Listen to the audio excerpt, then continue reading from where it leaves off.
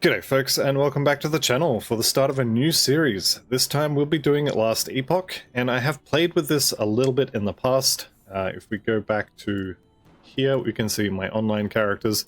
I have a level 67 Lich and a level 88 Necromancer, but I haven't really toyed with the Sentinel too much, so that's what I'm going to be doing. And I will be playing offline so as I can sort of simulate solo self-found. This series is being recorded a couple of days before the 1.0 patch, so there will be no Circle of Fortune or Merchant's Guild in this. Also, I'm not planning on showing very much of the Monolith content. A lot of that is just basically similar to grinding rifts or grinding maps in PoE. I'm not sure if anyone wants to see that sort of thing. I'm thinking at the moment probably not. Also, I only have a couple of days before the launch, and I will be showing that with my launch character. So this is just going to be playing a Forge Guard, actually. And so let's go ahead and make the character.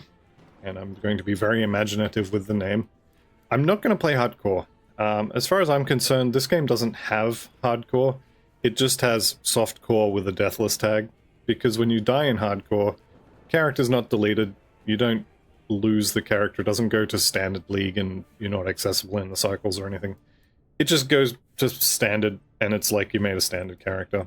So I'm just going to play standard and call it done. I am the Sentinel. So I'm going to skip most of the story related stuff in the interest of speeding it up. All of this is voiced.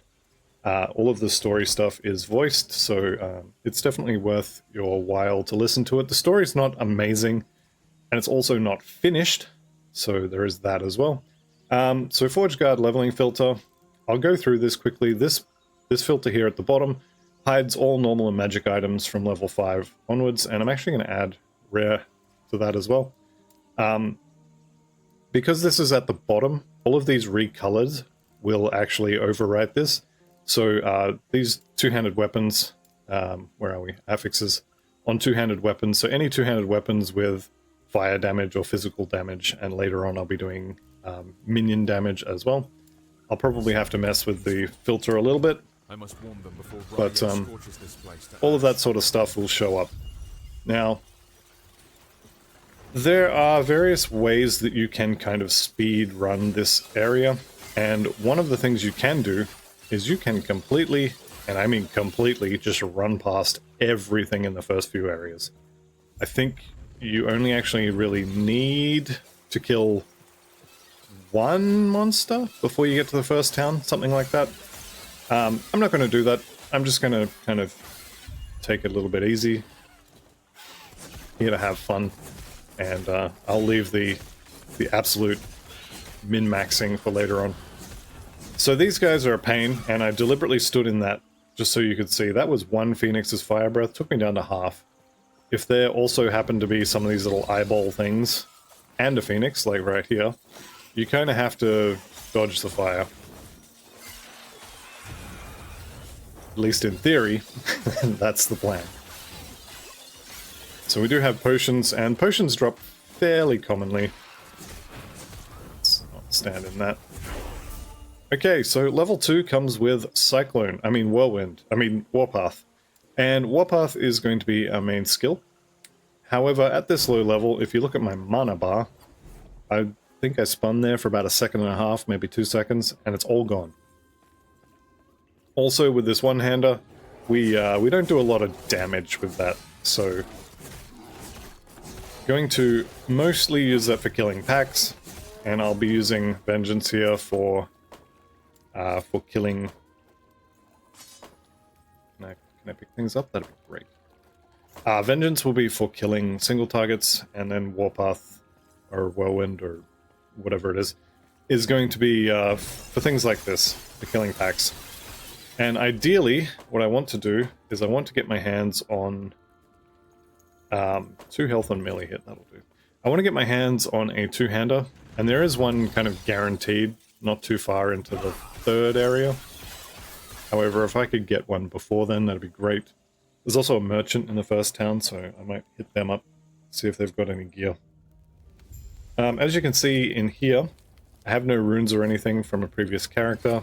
I'm broke from this character.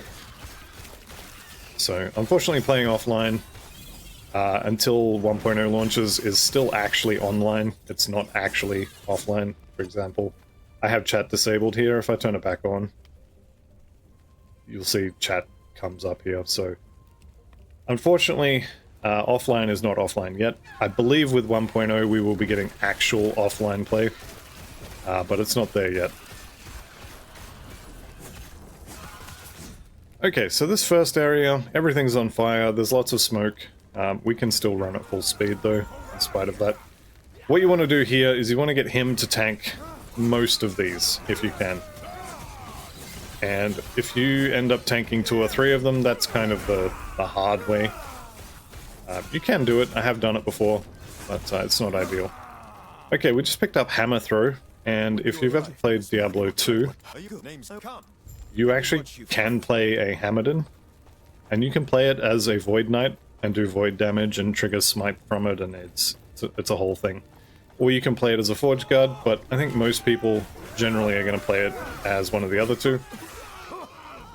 From what I understand, the Forge Guard is a little bit old compared to the trees for the Paladin and the Void Knight, and a lot of people have said that it's kind of crap. Well, I've heard that about a lot of other characters in a lot of other games, and it turns out they were like 5% behind the tippy top meta build, and perfectly fine, but at 5%, it's a deal breaker for some people. Not so much for me, so let's just go with the 2-hander here. And we have got our first passive point as well. So we'll have a look at passives. Now, I've got on my second screen here, you can't see it, but I've got my little cheat sheet of the plan I made. I don't know if this is a good plan. I haven't played this, but it's a plan, and it seems like it should be good. This is going to be a Forged Weapons Forge Guard, and that basically means I spin like this, and once we get to level 4, we'll specialize into Warpath on this screen. But for now, our passives, you have a choice between Juggernaut, Fearless, and Overwhelm at the start. The Sentinel tree here, you put 20 points in here, you unlock these skills as you go along. Rebuke is actually really good. I quite like Rebuke. Smite's good. Shield Rush is a move skill. You don't need a shield for this one if you've specialized it. If you haven't, you will need a shield. So I probably won't be using that. But we'll see. We'll see. Move skills are definitely good. For now, I'm going to take Juggernaut because it comes with Fire and Void resistance in addition to Strength. And Strength is going to be damage, for now at least. And Fire and Void resist are very important in the first sort of 4 or 5 areas, I'd say. Or at least in the first act, if we want to call it an act. Before we get to choose if we're going to be a Forge Guard, a Paladin, or a Void Knight, up to that point, it is a very nice defense to have. So we picked up Lunge. This is another move skill. This one requires a target, whereas Shield Rush is just run this direction and it'll keep running until it finds someone, or until it finds a target.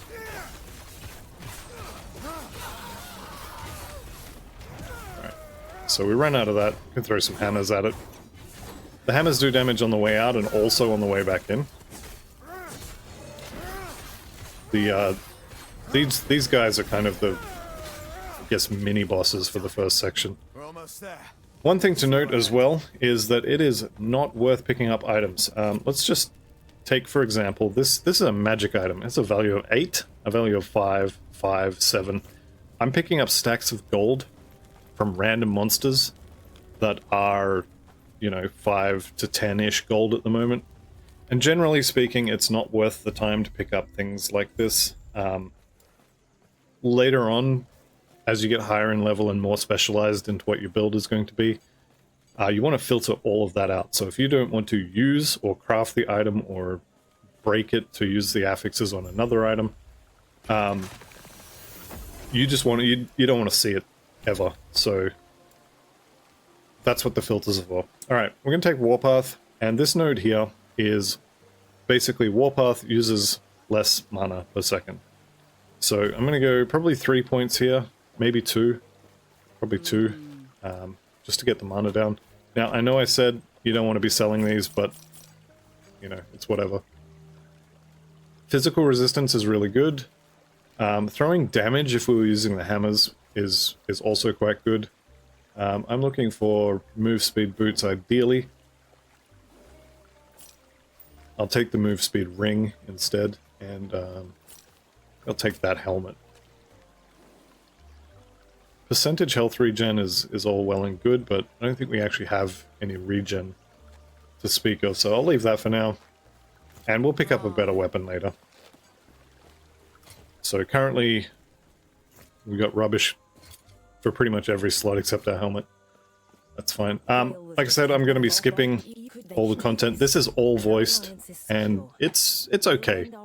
It's okay. It's not the best story in the world. It's not as good as Grim Dawn's story, but it's perfectly serviceable, and it's fully voiced, or at least mostly voiced. Alright, so in this area there is a guaranteed two-hander, which I'm going to go and get. The conflagration one is one that I will probably be using a little bit, because I have I'm a Forge Guard, so we'll be doing a little bit of fire damage, but we will be swapping to Minion damage later on. Okay, let's kill this off. This is juicy enough now, I think, that it's worth spinning on. Worth using a potion on. Let's go ahead and chuck that ring on as well. Alright, so if you head sort of, I guess we'll call this north, you'll see this chest here. This chest is always here, and there's always, as far as I can tell, a two-handed spear in there. A rare two-handed spear. And then there's some other stuff as well. There's my short spear. Bloom tenders. I'm pretty sure this is set. It's had move speed the 2 or 3 times I popped that since I learned about it. But we can toss all that. What do we actually get? Dodge rating and intelligence, strength and throw damage. Okay. Better than nothing, which is kind of what we had there before. And we are... What are we up to? Level 4 now. There's level 5, and we've unlocked Rive, which apparently is really good, but I've never used it, so that's fine. We are going to continue spinning and winning pretty much until the end here. Now, this area level is area level 3, so actually I shouldn't be killing anything anymore. Just need to get to the end here, get into the next area. Now, there is a lot of skips you can do in this first, well, the next area after this. And I really hope they patch them out relatively soon, because being able to just ignore the main quest, walk through the entire zone, get to the other side, and just have it auto-complete is kind of not great, in my opinion. But you can do it. I'm not going to, but you absolutely can. I have done it in the past, and it just feels kind of cheap, so I'm not going to do it. Up to you if that's something you want to try, or just do. But yeah, not for me. So, unironically, this first area here, or I guess this is the 3rd area now, this is one of the hardest areas in the game. There's a lot of fire damage, you don't do enough damage to kill things quickly, and you have no resistances, probably very little armor. So this little section is quite hard. Now, if you're playing softcore and you don't care about your deathless tag up here, you can just come and stand here. This activates the portal, and you can just die, and it'll teleport you over there. And you'll be fine. I'm not going to do that because, again, it feels kind of cheap. So I'm going to kill this guy. And the best way I've found to kill him is to just keep moving. This is what I did with my Necro build. Both of them actually, just throw dots on him and then keep spinning, or just otherwise running around if you don't have mana. I think I collected all of those. The other thing you can do is you can just run away, throw hammers at him. The hammers do use a decent amount of energy, or mana. So, there's that. Also, you're not moving while you're doing it, so you're going to get hit by extra fireballs. And then these phoenixes, these ones you can't kill. You just have to not get hit by them. And he's going to put another one. Yep, there it is.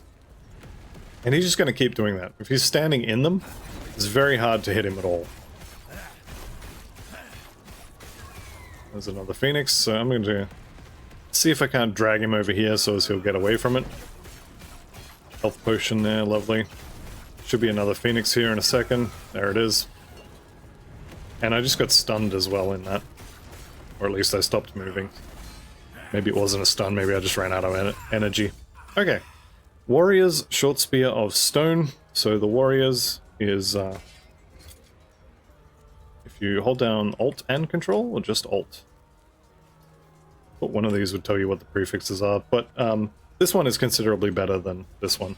Even though this has run speed, and I guess poison resist as well, I didn't notice that. This one's more damage, and damage is what we want. So, let's just chat with old mate here.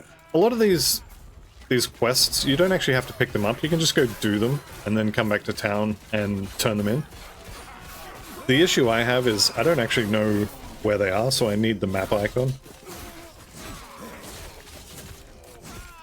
After a few runs, I probably won't bother talking to him.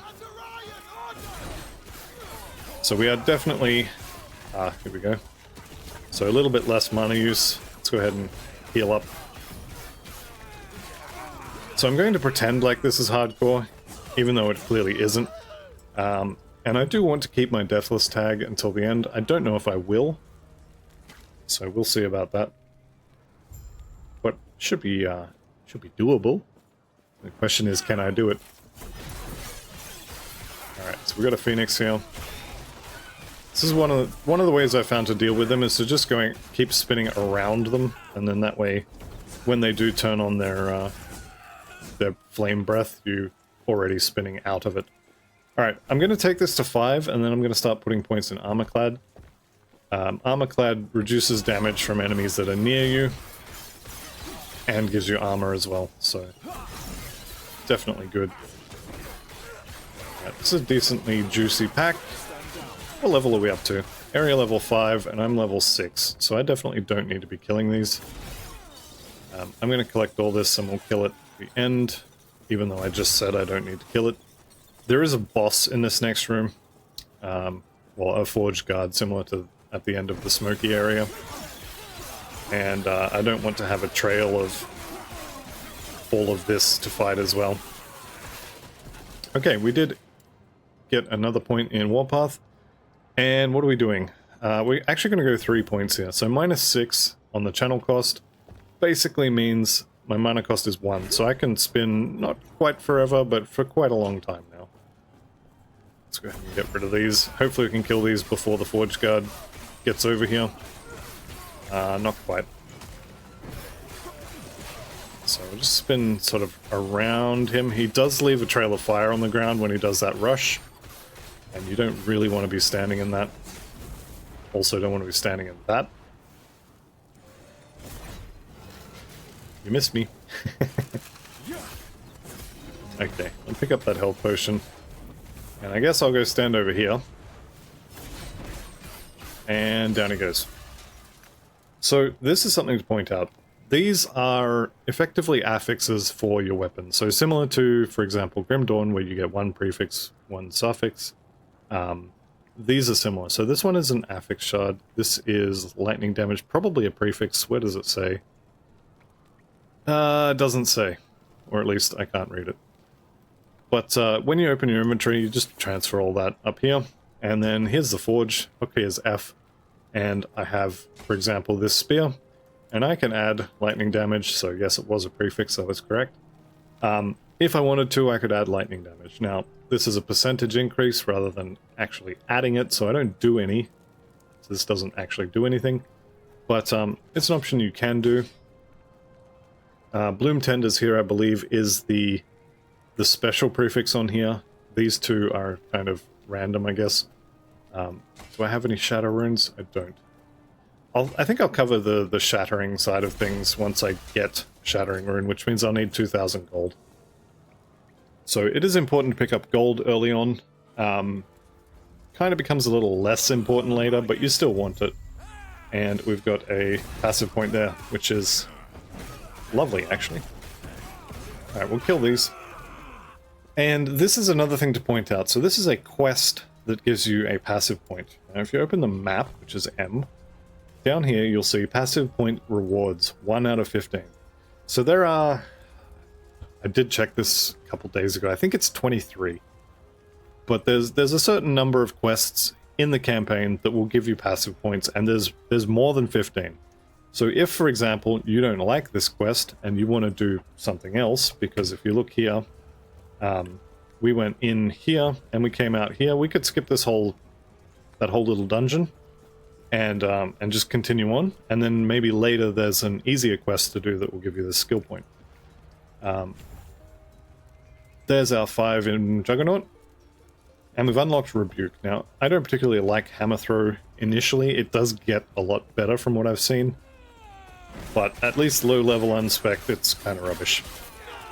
And I'm not planning on using it till later. But Rebuke is good. We don't have to talk to him. You can. You'll pick up quests from him. And that quest will tell you to come in here and, yeah, do this. Okay, another passive point. Now, you could put 3 more points in here, and I will be, but for now, I'm going to get armor clad, just so we take less damage from nearby enemies, and also get some, I mean, effectively free armor.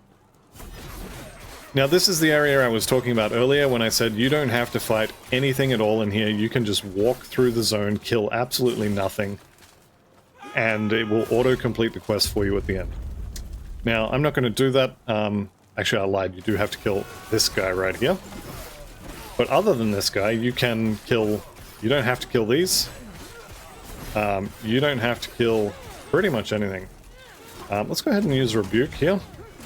Rebuke is kind of one of those skills where you store up damage you take while you're down on the floor, and then you unleash it with bonus damage at the end. I'm just gonna heal potion my way through this.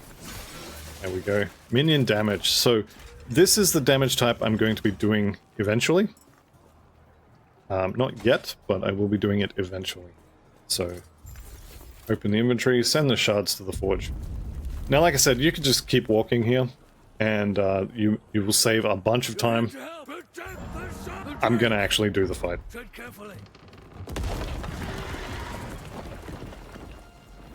Alright, so this is basically stand here and kill stuff in waves. Which is fun-ish. We'll kill all these. Okay. The phoenixes are one of 2 monsters, I think, in the campaign that I see them, and I want to kill them immediately, or as close to immediately as I can. The rest is kind of, you know, it's whatever. But the phoenixes have potential to delete half your health bar very quickly. So if we get all of these guys here, and we use Rebuke, and kaboom, they're all dead. That's why I like that skill.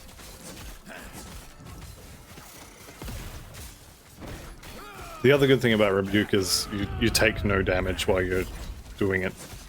And so you can stand in stuff that you shouldn't. Although it helps if you time it correctly. Okay, so Bright Blade Polaris here is pretty much dead. There we go. Assassin's Club of Hunger. Now this one's been recolored to blue. This would normally be yellow, but because it has crit, and I'm assuming it's the health on melee hit there as well, my filter has decided that that's something that I want to see. Okay, good chat. And so it's highlighted it in blue. So if we just go back here, recolor, items. Yeah, so it's one of the affixes that I decided that I wanted. And so that's what's on the filter, to recolor it to light blue. So that's the wrong button, I want R, not F. And again, at any point during this whole thing, you can just decide, you know what, I don't want to fight these, and you can just keep walking. And honestly, I should, I'm already a level above. But maybe we get 2 levels above.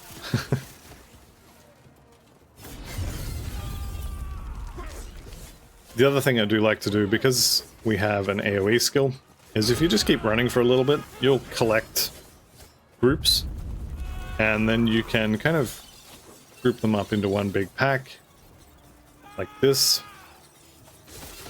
Collect them up, one big pack. Oh no! Oh, I'm taking so much damage. Oh, what'll I do? And you just blow them up like that. So that's my preferred method of doing it. You will obviously do whatever your preferred method is, whatever your class of choice has available. But again, I'm going to group all this up and I'm going to rebuke it to death in one hit. This guy's bigger because he is, I guess, unique. And he has dropped a yellow item, because every unique will drop a rare.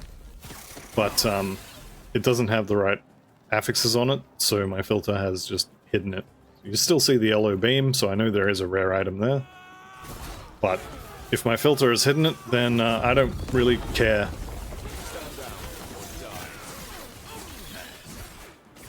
Should also probably turn one-handed items off at this point. Let's go ahead and just move out of here. It's kind of juicy. We'll blow these guys up too. So there's 17 gold from that little pack from one of those monsters. And these are 10 gold, so if you're not going to shatter them, you probably shouldn't pick them up. By which I mean, I probably shouldn't have picked them up.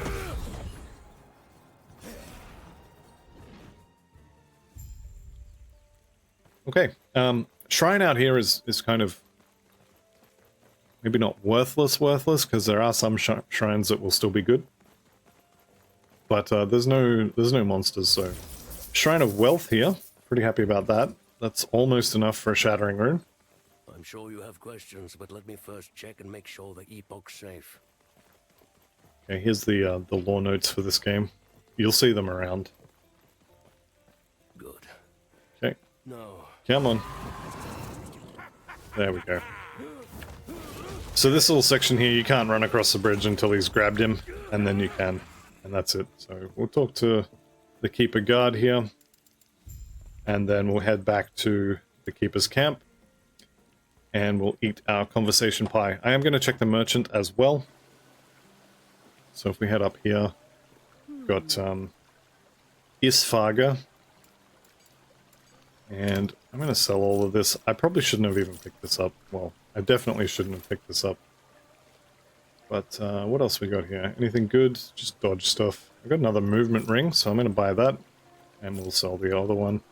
Honestly, 4% movement speed on these two rings is probably better than most of the other stuff I'm going to buy. I am also going to buy a Rune of Shattering and transfer that in here. Now, when we find an item, I'll do this quest as well. This quest, if you want to see what the rewards for the quests are, you go in M, that's the quest, 30 XP and 40 gold. So basically nothing. But I'm going to do it anyway. Everything okay? Okay. Yep. Uh-huh, absolutely. Okay, passive point. And bring Balthus back. Alright, will do. So now we head out the side here. And this area is kind of annoying. I'm not the biggest fan of the monsters out here, mostly because they spit poison, and they'll spit it at you from off the screen, so you don't actually know where it's coming from. The good thing about this is area level 6. I'm already level 7, so I'm going to pretty much just walk past all of this. Except this guy. So this guy potentially is going to drop me a... well, he will drop me a rare. The question is not will he drop one, it's will it be any good?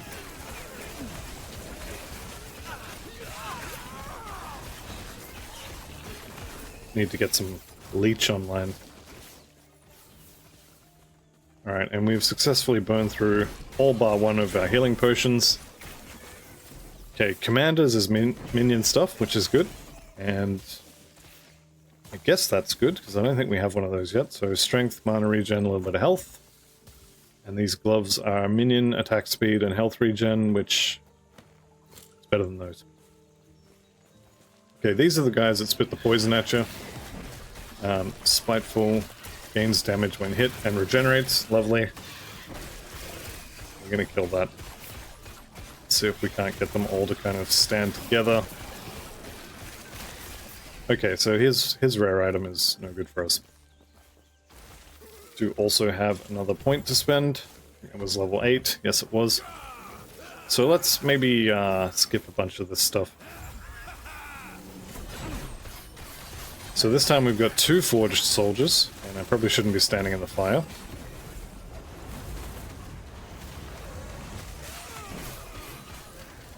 Although it can be good to use it to charge up your rebuke.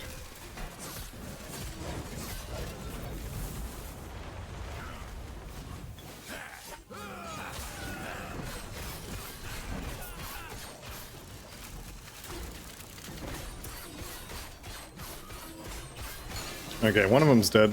One thing I am noticing as well with this warpath is that you can kind of push things around with it. So you'll notice he's kind of sliding when I push into him. The big guy, that is. I'm not sure how I feel about that.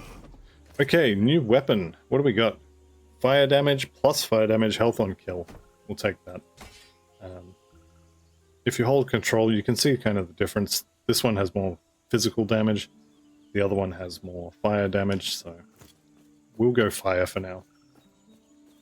Here's our quest update, and that's that quest complete. Oh, I've already got max potions. Your potion, your belt here, will say +2 potion slots. I think 4 or 5 is the highest I've seen. I think 4 might be the highest I've seen. But I'm pretty sure you can get more than that. Okay, we've got a twinned enemy, so there's going to be 2 of them now. And I think I'm going to kill the little ones. And after this, I'm walking to the end. Okay. That's it. We're done. We're out. No more XP. Nope. Don't care. I mean, I care. I want to kill it. I'm not going to. So we have the least effective barricade ever. Okay, as long as we're here, I think I've got 2 runes of shattering now. So let me show you what they do. So let's say we want to shatter this. We want... You chuck the rune in here, and this is basically going to break this and give you shards for each of these. So if I shatter this, you'll see up here, I only got 2 of them because that one apparently can't go in, but I got 2 shards, and now I can use that to craft on this one. So, or I could if I didn't have... Maybe I'm too low level to upgrade these to tier 2, but it might also be that I just don't have any shards for health on kill or melee fire damage, which is fine as well. But you can craft various effects onto your items. What do I actually have in there now that I'm looking at it? So, health. Okay. I want to put health on my... can I upgrade it? Okay, here we go. So this already has health. I can upgrade this to a tier 2. So this is tier 1 at the moment. Let's just do that. It's used up some of my forging potential here. And now instead of +9 health, I have +19. So that's kind of how you do it. And eventually you'll run out of forging potential and you'll be stuck with whatever you have at that point. Also picked up another specialization slot here. And I'm going to take Rebuke here and increase the area damage.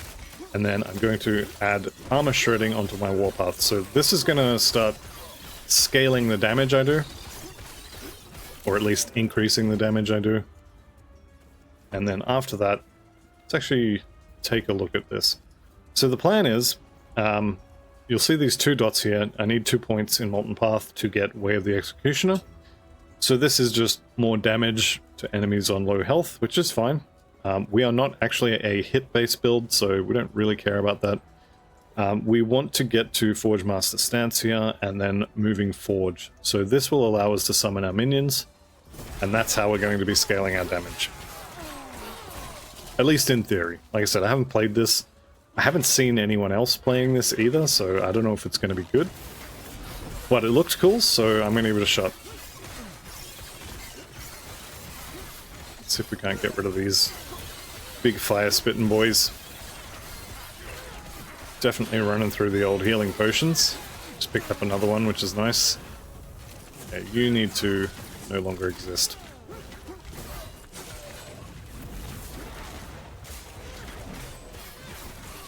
I do see that minion shard on the ground as well. And these guys actually do a lot of damage. So I'm going to want to take them out.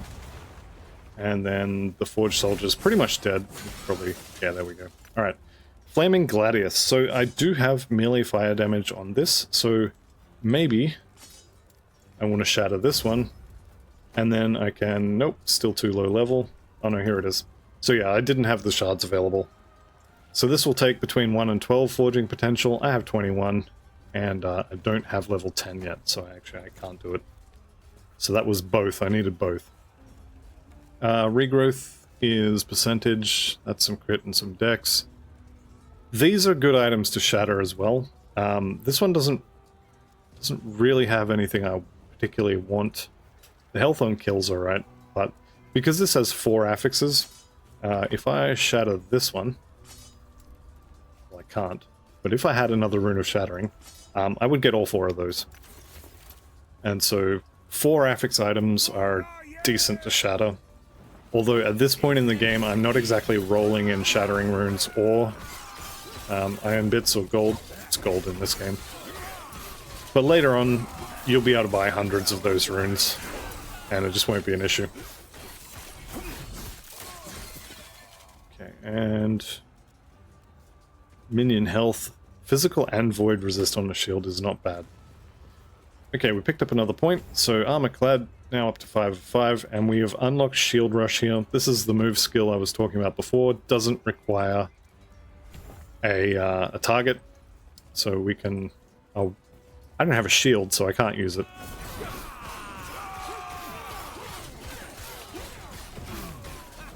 Anyway, this is again level 7. I'm level 9 already. Let's just not. I think I actually need to go up there. Oh no, it's here. It's here. Those little eyeballs are good to kill, because you can kill them in 1 or 2 hits and just keep moving. Okay, so it's boss fight o'clock. And this one is actually fairly similar to the first one. I actually think this one is less dangerous than the first winged general we fought in, I think, the 2nd or 3rd area. So this is... I can't even remember his name. Respects Orion. Okay. But it's mine. Co-member wing. Alright, so we get to fight the wyvern, I guess. And this is another thing. Look, I'm shoving him around with my warpath, spinning. I just spin and he kind of slides around the floor. Let's get him... Excuse me, let's get him away from the wall a little. Maybe not get hit by that. Shove him into the middle. There we go. And this is basically the extent of the fight. Now, he gets a little crazy with the fire later on, but basically this is it.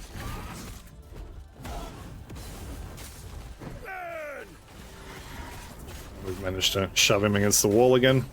That's fine. His health is going to go down. The epoch is ours. Riot, aid me.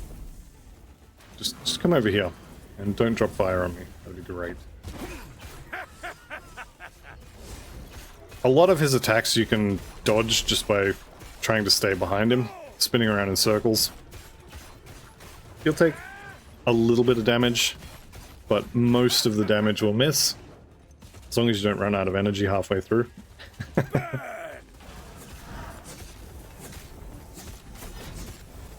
There we go. Full on mana again, and we go back to spinning. Successfully collected that last attack on his little 3-pointer attack there. But as you can see, there's been absolutely no issues here. I didn't even use a potion. Whereas with the other one, I used a bunch of them. So this guy's a bit of a pushover. I definitely want to keep this, because as you can see, it's got health on it, and health is one of those stats that you want to start collecting fairly early. Which, speaking of, Yep, speaking of, let's go back to camp. reach lean at once. So I've got 2 quests to turn in here, one of which is the main story quest, the other one is that little side quest, which gave me almost nothing for XP and 40 gold. So this is a quest to skip. Let's see what you've got. Can I afford another Shatter Rune? I can't.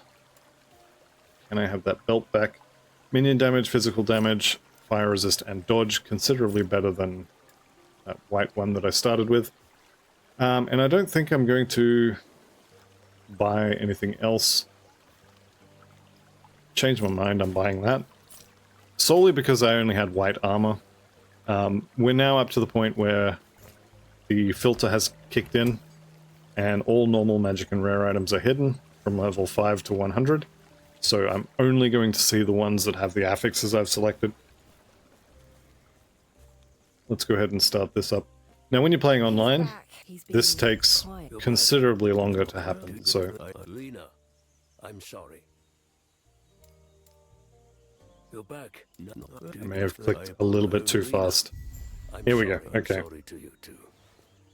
So he's going to waffle for a bit, then he's going to throw the Epoch, or the 2/3 of the Epoch, up into the air. Epoch's power. I'll finally be able to... And once he's gone, if you're playing online, it starts loading the next zone, and there's this awkward 2 to 3 second pause, and then you end up zoning. Alright, so this is... I mean, spoiler alert, there's different timelines, and we have gone from the Divine Era, which is where we were.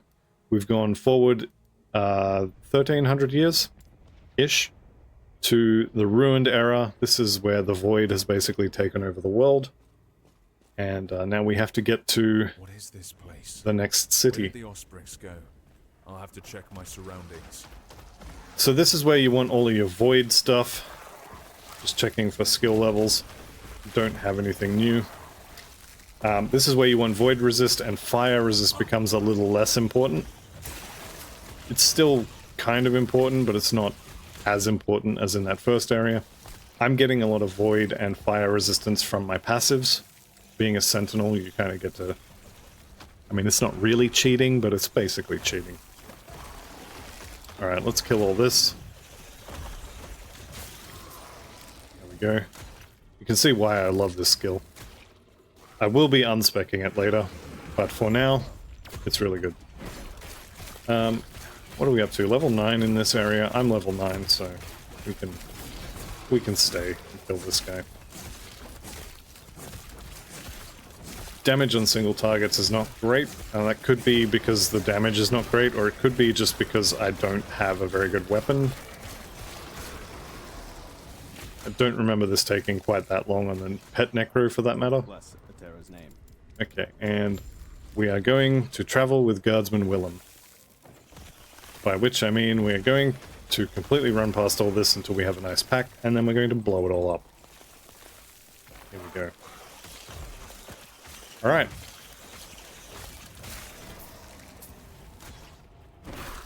Should have checked the XP bar before I did that. I'm pretty sure it's a lot. And then again here, you can fight this or not. A lot of this stuff is very skippable. I do like XP though. There we go. Okay, minimum skill level 2. Now, what this means is you can respec your skills. So, if I wanted to take this point out, I could take it out, but my level is 3 and my minimum level is 2. So if I took that out, I just lose that skill point. Let me spend this one.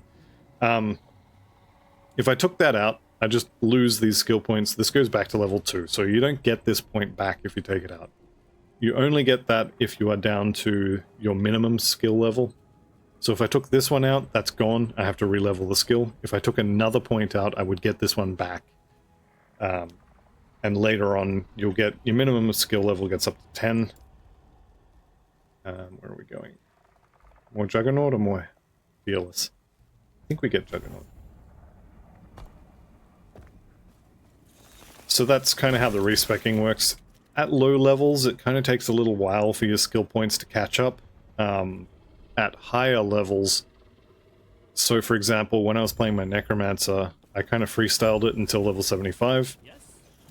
And then I respec to a totem build, which everyone says is a minion build, but if the minions don't move and they shoot from range, it's a totem build. And that took me 2-3 echoes to go from level 10 to level 20 on everything. So you do get them back very quickly. Let's see if we can't skip a lot of this stuff here. I'll probably end up killing most of it anyway. I definitely have a preference for using Rebuke early on. Just run past everything, collect a big pack, and then blow it all up in one go. In my opinion, that's the way to go. I did also miss over here. So, one thing that I'm not sure I like yet, and I haven't decided actually, I'm not sure I like the fact that there's every single quest you have, there's an arrow that points exactly where to go. You don't have to find anything, you don't have to look for anything, you don't have to explore, you just go where the arrow says, and eventually you'll end up where you need to be, and that's kind of it. So, on the one hand, it saves a lot of time, on the other hand, there's no exploration in this game. And to be fair, there's nothing to find, mostly, anyway. If you don't have a quest to go there, it's because there's nothing there to find. Which could be a good thing or a bad thing, depending on how you feel about finding hidden things. Okay, Lucky Sash. Is that better than what I have? No, it is not. Toss that. This weapon could be better. So I'm looking at the base melee damage. The Dark Spiked Great Club of Stone is better in terms of the base damage. We're adding melee physical damage. I think this would actually end up being less damage. However, I will break it for all of those affixes, assuming I can afford one. Not a huge deal if you don't get that early on. Gods be with you. Okay, yep. Cleared the path. I'm considering maybe speccing Shield Rush. There is a node in the Shield Rush tree. Where is it? That's Shield Bash. Shield Rush. Somewhere. Where is it? Yeah, so I would need level 3 on this. So I could unspec Rebuke and take Dark Rush instead. It's probably not a horrible idea. Although the lunge is not awful. Alright, let's get some money. Can I afford another one? I can afford another Shattering Rune. Just one. But I can afford it. We got another wealth. Okay, we're going to get a unique item here. We're going to get 2 unique items here. Unfortunately, I'm pretty sure I've seen that one before, and that's a Necromancer book. It's not a Necromancer-only book. It's got a lot of health and some potion stuff. And then this is a unique wand. This is a minion thing. So, 2 uniques back to back. Pretty good. Hard to complain about that. Okay, let's get back on our little quest here. And I happen to know that the way to get to this one is around this way. So we'll go that way. And I'm going to largely ignore a lot of this stuff. These will be good to dash to on the way back. Assuming they don't all follow me over here and end up dead. Clear the path, go away. Does look like they've mostly followed. Okay, anything over here to dash to? It's not looking good.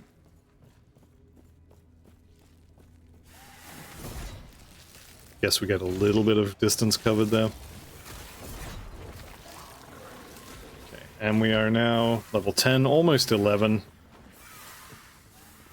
Collect another big group and blow that up. There's I guess a boss fight at the end of this little area.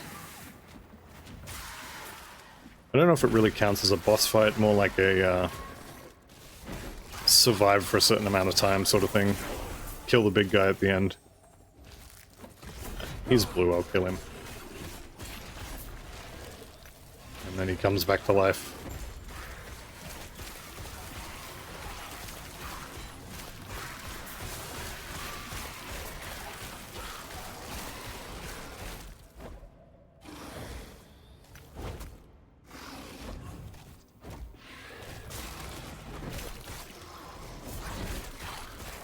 Alright, so just over the edge there, you can see pulsing on the map.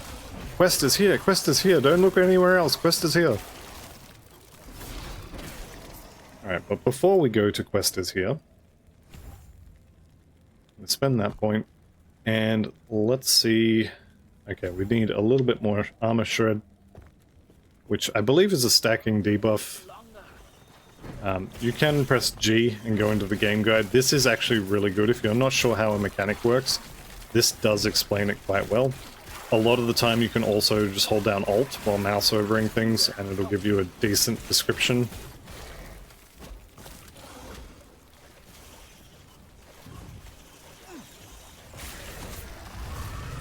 Alright, here's a big bad guy who we can again shove around just by spinning at him.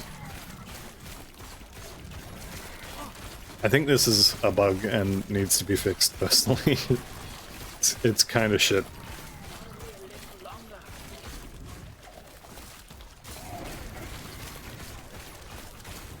The other thing with this fight, this guy's going to stand there and say only a little longer about 5 times.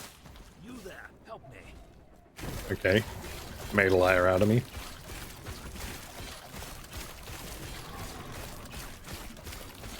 Is he going to say it again?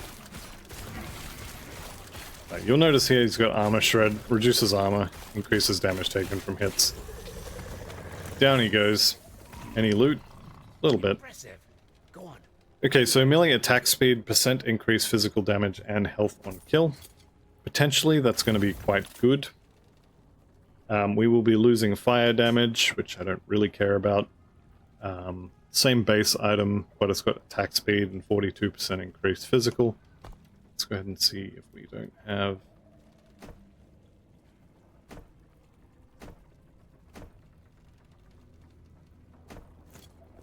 I don't know, we'll take the physical damage, it's fine.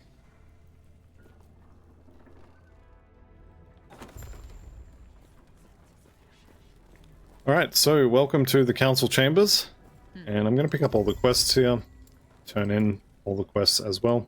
Juggernaut is now done, so let me double check. Take Fearless next.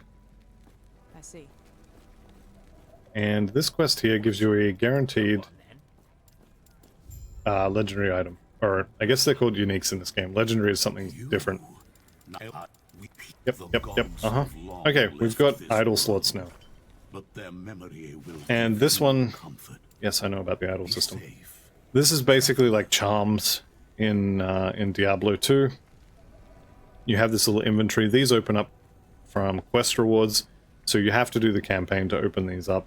This has got void resist. This has got flat health. It's probably kind of same.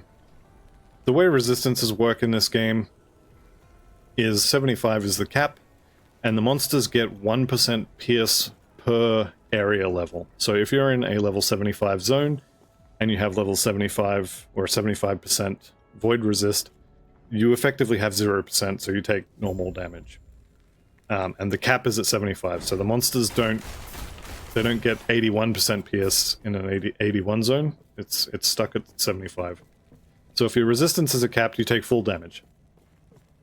If you have 50% resistance to void damage in a level 75 area, you will take effectively double damage. Sorry, no, that's not true. You will take 25% more damage. The idea is basically not to have the last few points of resistances near the cap be very, very powerful. And it kind of works. It's a little bit convoluted, and I don't know if I explained it very well, but that's the basic idea. So it's not the end of the world if you don't have resistances in this game, but you should still pretty much always have the resistances.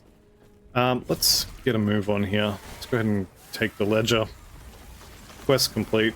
Wonder if we can drag all this over next to the boss and blow him up in one go. Here we go. Got him. Alright. These are blue, so I'm going to pick them up. Shards. 1 plate of life. That may be worth using. It definitely is not. Can I shatter it? I can't. So we've got some other runes here. Re-rolling, Rune of Discovery. This is basically going to turn this into a 3-stat item. If I did it. I'm not going to. I hang on to those for now. What are we getting out of the one we have on? Percent increase armor, void resistance, health. I think I actually want the rare more than the unique.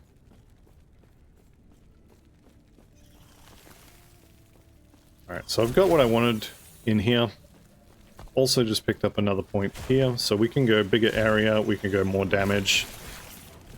Or we can go towards void fused barrier. I'm not going to use this for a huge amount of time. I'm just gonna kind of use this until we get to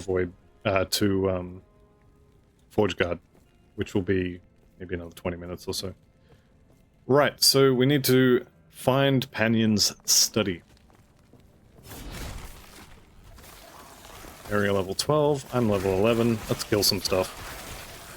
You do want to keep yourself within 5 levels of the area.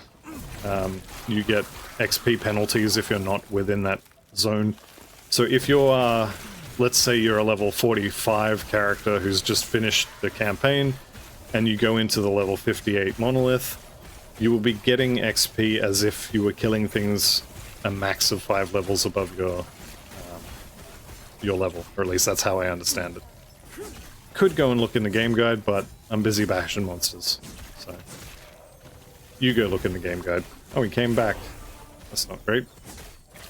Revives after 2 seconds. Okay, there we go. So I'm going to put 7 points in Fearless, and at that point I'll have Smite unlocked, which I'm actually not going to use. Or I will be using it, sorry, but later. And Multi-Strike as well, which I'm not going to use. But that's the 20 points, or it will be the 20 points in Sentinel, which I will be saving after that because I want to put them into Forge Guard. Meanwhile, however, let's just continue on. Really need to get some more run speed. What are my boots? 5%. That's probably a good enough pack to start beating on them.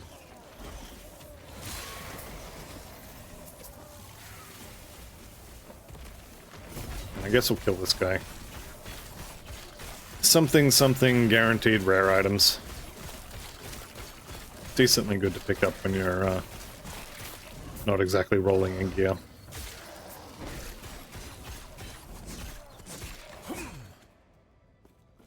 Alright.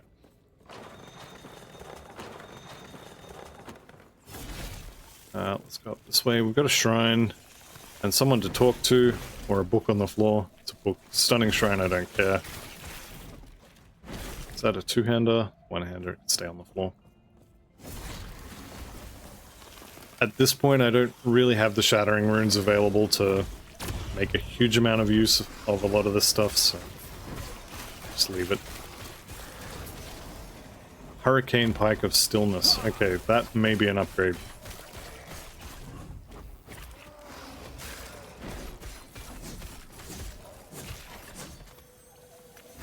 Okay, starting to get some... Oh, take him out. Starting to get some new bases on the weapons. So, base attack rate of 0.94. So this is... I want to say faster. Plus 30 melee damage, percent physical, and poison. This one is melee lightning, percent fire. Okay, I'm going to use that one. And I can increase the physical damage percent here. So I'm going to do that. Just use 4 of my forging potential. And if I have the chaos thing, it won't let me do it, but I can swap this poison damage for another random affix by using the Glyph of Chaos. It only does the one that you're upgrading, but could be useful. Alright, let's get out of here. I should also re-equip my weapon. I have definitely done this before as well. Okay, boss fight time. Speak with the students. Students are going to try and kill me.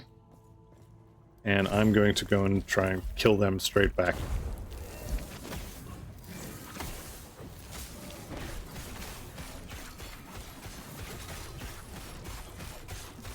So we just basically spin and win. Spin around them. Try not to get hit by too much of their nonsense.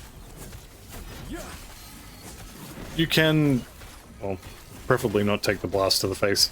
You can pick one and try and kill it first, or you can sort of try and keep them together-ish and try and kill all of them. Maybe not simultaneously, but kind of close together.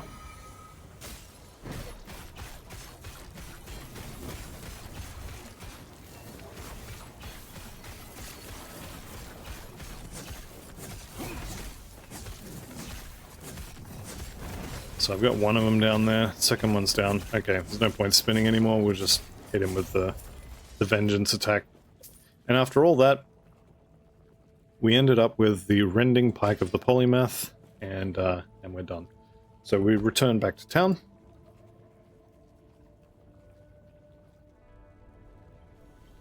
Alright, we'll talk to Elder Panion. Got another passive point, which is good. 1 point there. No new points for our skills. Now, these gloves I'm about to get, if you talk to him, you'll get a crit amulet. I think it's something like if you haven't crit, you have increased crit chance. If you have crit, you have decreased.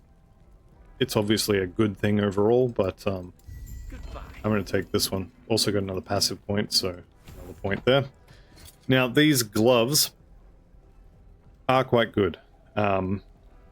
Mostly for the elemental damage Leech does health and then the resistances. So I'm going to use those. And then I think I'm going to vendor most of this stuff. Fire and Void resist here. It's not bad.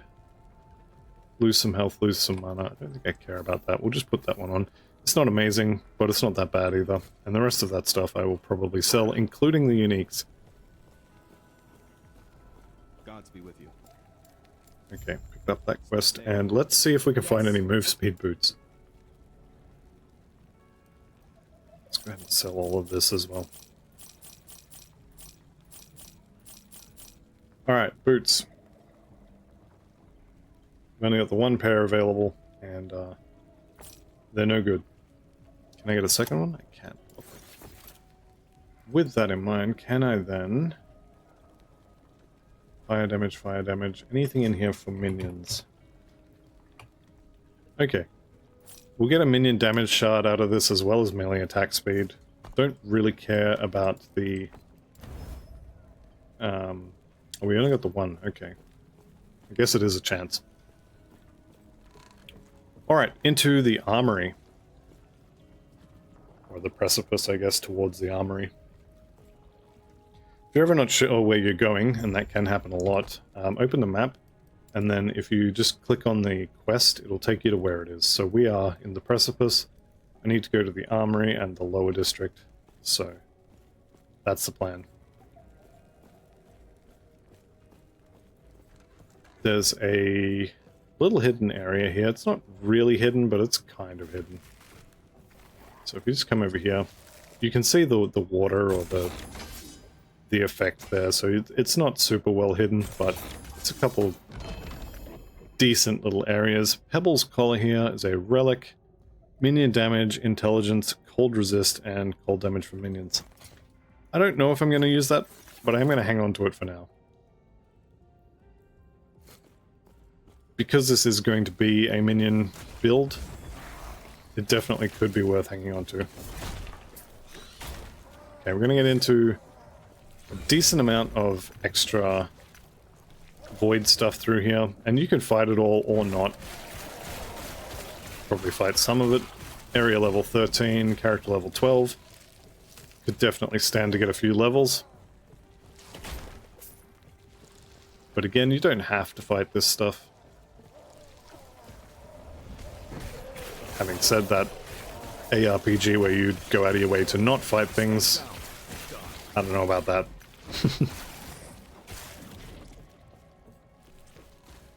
And definitely starting to get to the point of monsters that spawn other monsters, and that's going to be a big thing for a little while after we leave this void area.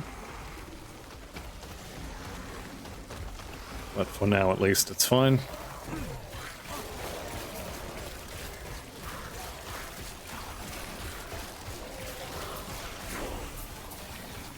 level 13. Just clear a few of these out. Oh, these are being summoned. Right. 4. Still no extra skill points there. This may be a level related thing. It's not, but it may have been. Alright, Idol of Loathing. Now for this one, you just kind of spin around and don't stand in the easily observed telegraphs. And that's pretty much it.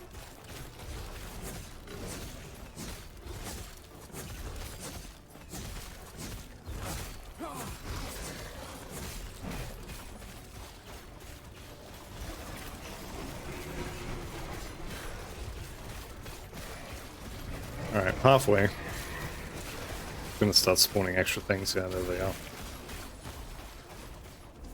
And this is kind of how a lot of Last Epoch's bosses go. I'm gonna run this character through, I think, 2 monoliths, and then maybe we'll see how I go for time at that point. There's only a couple of days left until the actual launch, and I want this to kind of be done before then. But yeah, a lot of the bosses are kind of easy. And then you get to Lagon and he kind of smacks you in the face with a very stiff build and gear check. So if you haven't worked out how you're healing yourself at that point, potions are not enough, you will die. And he boots you right back to the start, heals to full, and you gotta do the whole thing over again.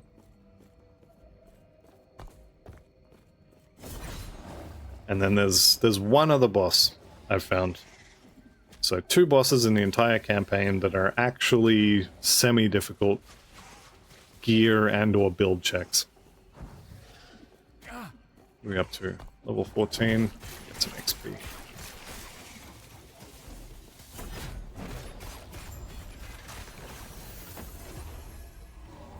So these time rifts basically exist to teleport you between time. They don't really use this mechanic except in one of the dungeons, where you will need to use it for fighting a boss. And honestly, there's not a huge amount of use of the whole idea of jumping between timelines for most of the game. Which is a little disappointing, because it is a decently cool idea. I think that's a dead end. Or just a shrine.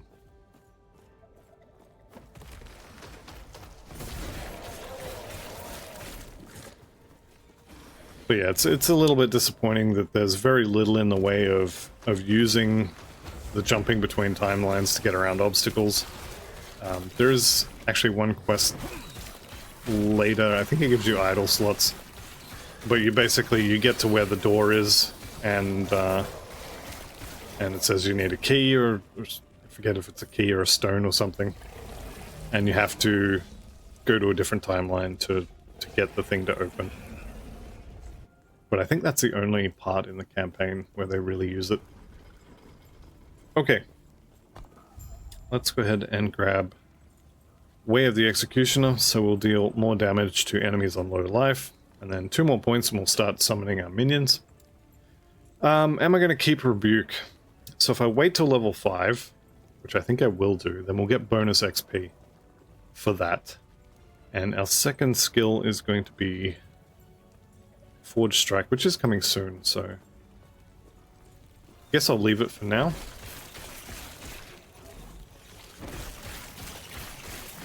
Yeah, these guys they're not going to last. I'm afraid they are quite squishy, and they're going to be very much overwhelmed.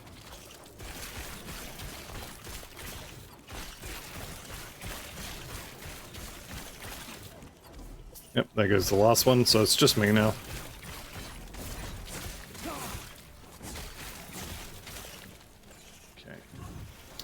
Rack up some damage. This is definitely my favorite low-level Sentinel skill by far. It's not even close. Alright, we're gonna get a kind of goop monster in the middle.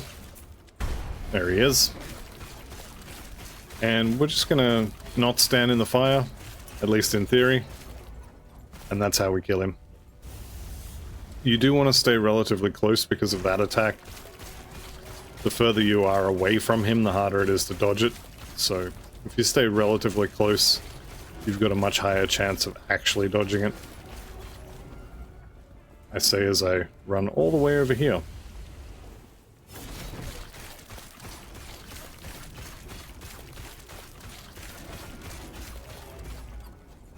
Alright, we've got him down fairly low. The armor shred is starting to stack up. I saw 3 stacks there for a second. Got a bleed on him as well.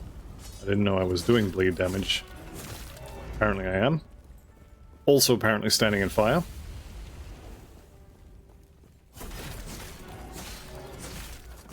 There we go. And kaboom. Alright, spiked Great Club of Stillness. I think that's probably no good. Let's go ahead and bank all that. This one here, plus 29. Oh, we're adding bleed from probably... Nope. I don't know where the bleed's coming from.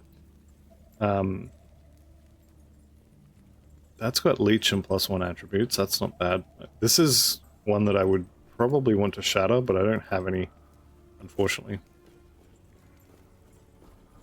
This guy here, I think this is where you were originally supposed to learn about the forge and your ability to craft stuff. But, I mean, press F, dude. You can do it right from the very first area. Although I guess they do have to have something like that in the game to kind of point it out for the newer people. Right, so we have this, what is that quest?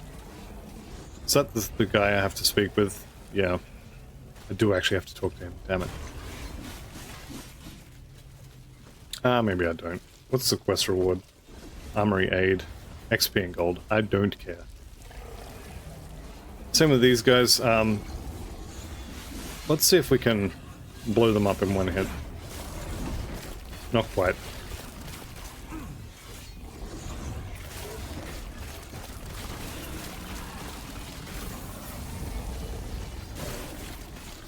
Okay, rampancy is pretty scary sometimes. And we've hit level 5 on this, so do we get the Void Fuse Barrier? Void Essence gives you void damage, increased melee damage, stun duration. I think I just get the bigger area. And by bigger area, I mean more void damage. The damage type at this point doesn't really matter. We're going to be specializing in, I believe in fire later on. Or minions, I guess. What are you? Money! Okay. This is most of a shattering rune, which I'm pretty happy to get. And we'll try and collect a few more of these as well. Here we go. Stack up that damage, boys.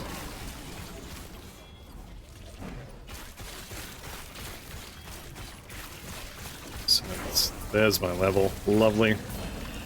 Got another unique Alchemist Ladle with a legendary potential. So you remember earlier I said there was a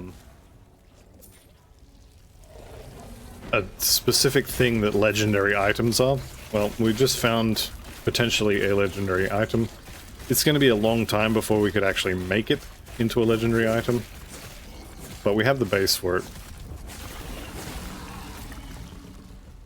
And the basic idea is you can take this, you have to go do one of the dungeons. Its whole thing is that it allows you to make legendary items, and you take this item and another item of the same base type, and you kind of mush them together, and you get one item out of it, which is basically going to be this, and this has one legendary potential, so it will take one affix from the item you're trying to mush it with at random, and you'll get that added onto it. It's kind of actually a pretty cool system. And you can get between 1 and 4 legendary potential on any particular item. Okay, so we're at the end of this little area. Let's, you know what? That's a lot of health. Maybe we'll leave those guys alone. And we're into the boss fight. So find Elder Panion. I found him, he's just here. And we're not going to get another skill point. Alright. here's Elder Panion. Stay back. And yep, he is changing. He's turning into goop.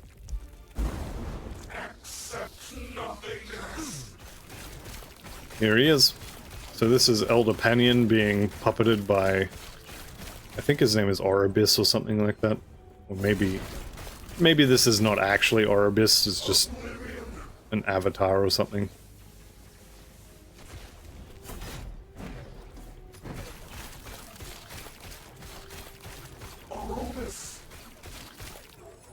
And the basic idea here is don't stand in the lines, and otherwise just do damage.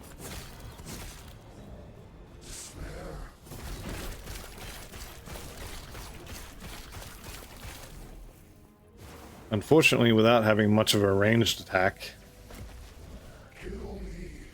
can be a little hard to do damage to him sometimes.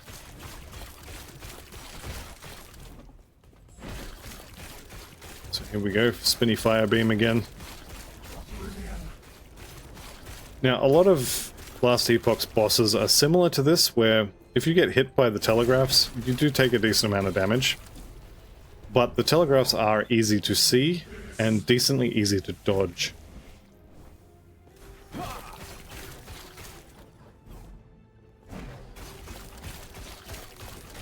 It's going to be good in a few levels when you actually can summon the pets and do some decent damage.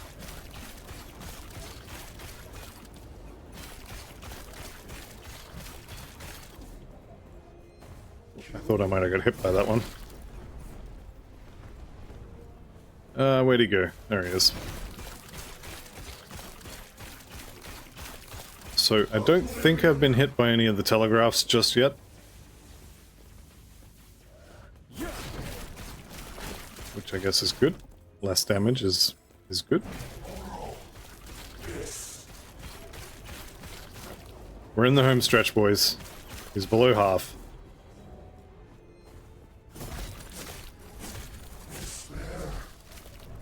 Oh, I think I got hit by that one. Maybe that was his little fireball attack.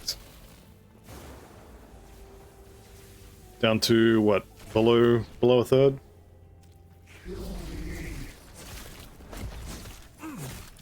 Definitely took some damage there.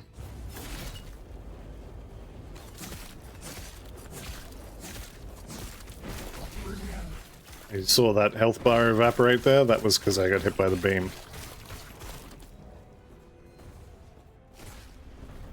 Where'd he go? Here he is.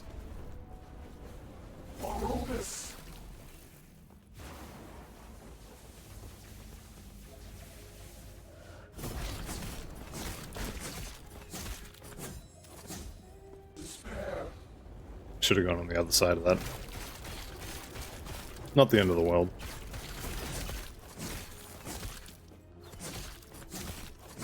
Nearly got him.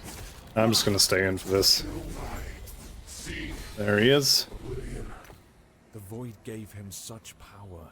Alright, I'm just checking the affixes on these. Mind as well. I don't think I need any. Alright, pick up the shard and we go into this thing. So, I believe we have 2 or 3 pieces now.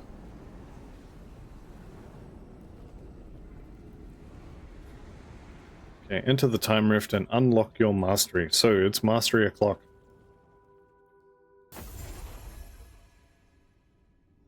Talk to old mate over here. He might be kind enough to And then we'll go upstairs.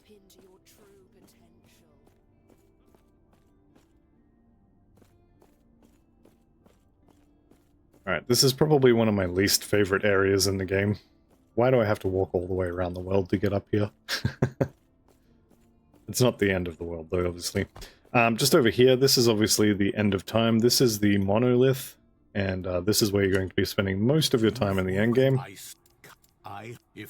Alright, choose Mastery. We are going Forge Guard. Mostly because everybody kept telling me that it's a horrible idea and I shouldn't do it. So we've got Forge Strike now. Go ahead and respec this. We're going to despecialize the skill. This will take us back to 2 points. But it is what it is. So we're going to grab that and then let me check what I do for Forge Strike. Forge Strike itself, we get... I think we go here. And then here? What does this one give us? Additional melee fire damage, and this one is last longer. Okay, so it was 1 point here, max this, then we'll I think we go this one, and then just fill out the rest of it. I don't think the order actually matters after this point. Right, so Forge Strike goes here, and Forge Strike looks like it's got a cooldown. Looks like that. So on chance on hit to summon a forged weapon. So we've got our weapons there. We need basically 2 more levels in spin to win. I see that you are Okay, and we've got a passive point. So 18. will be necessary if our world, There we go. We're close to 20. is to have any hope. Okay, talk to him again, and that's it, we're done. So we are officially Forge Guards at this point. Our world, our reality is to have any hope. So melodramatic.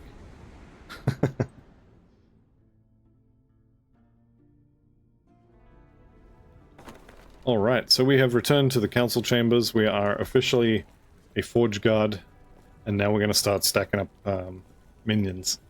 Why had I Okay, yep. Goodbye. Goodbye. So 2 more quests over here. Go ahead and talk to old mate here and get another quest. May I tear a smile upon you? And then this quest is... This one's got an idle inventory expansion, so I do want to do this one. And then the Lesser Refuge, 2 passive points, I do want to do that one as well. Armory Aid here. I wish there was a way to delete this quest. If you do know of a way to remove quests from your journal, please let me know, because I don't know what it is. I am going the wrong way, though. Let's go ahead and check the merchant. Should I hang on to that? I think I will hang on to that.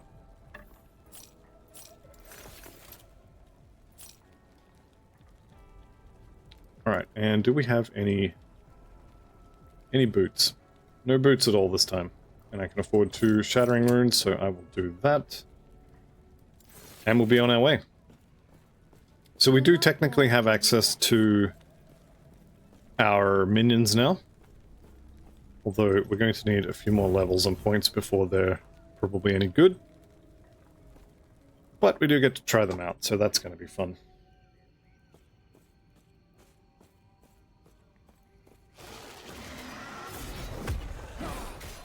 Okay, didn't get one that time. Didn't get one that time. Completely out of mana, so that's not good. Alright, here we go. 5 hits, chance to get a weapon. Didn't get one.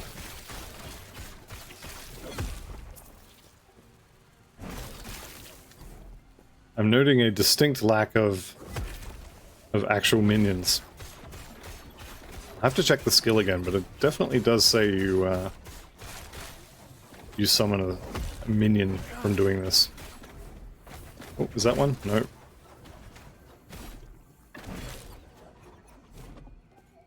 Nothing. Alright, that's fine. They will come when they come. So, this does say chance on hit, 25%, and I can control up to 6 at a time. So I would have expected... I've used this skill 4 times. Oh, there we go. So I've got 1. Definitely need some more levels in this skill. I wonder if I'll be able to get a second one before this one despawns itself. Yep, I've got a second one. So the idea is basically, once we get the warpath up to level, or 2 more points in this, we'll start summoning these as we spin, and I won't have to use Forge Strike anymore.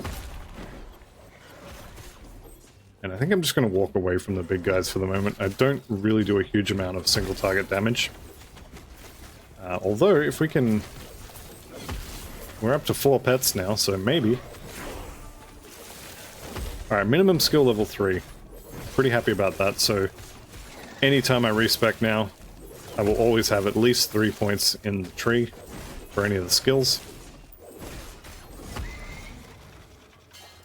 Alright, and that is our 20 points in Sentinel. I probably should take 1 point out of Juggernaut, put it into Fearless, but I want the resistances for now. And now we're going to start working on Forge Guard. I'm going to leave these for now. Probably won't use Rebuke so much anymore. And we may as well put... we'll chuck Smite on there. Now, Smite itself, like all skills when it's not spec'd, it's not great. It does heal you a bit. It's not horrible, but it's definitely not amazing either. Let's see if we can't find a few extra friends. Got 2 friends now. 5 friends, now we're talking. Alright, we can put a hurt on this big guy now. You can control what your minions attack by using the A key. 6 little swords. So 6 is the most. I believe this heals as a base thing, doesn't it? Heals allies around the target. If you are in the area, you are also healed. Okay. So that's pretty good.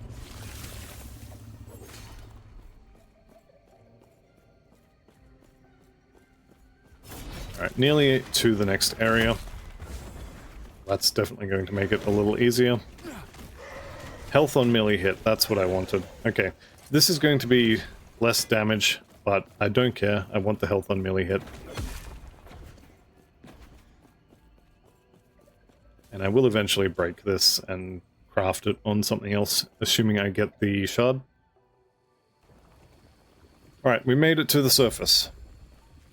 And this area can be a little bit dangerous. I think we're doing necrotic damage now, so we want...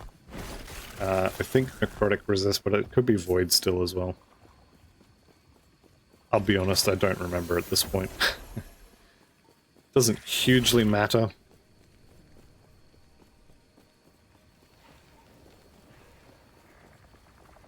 And what have we got? Water Shrine.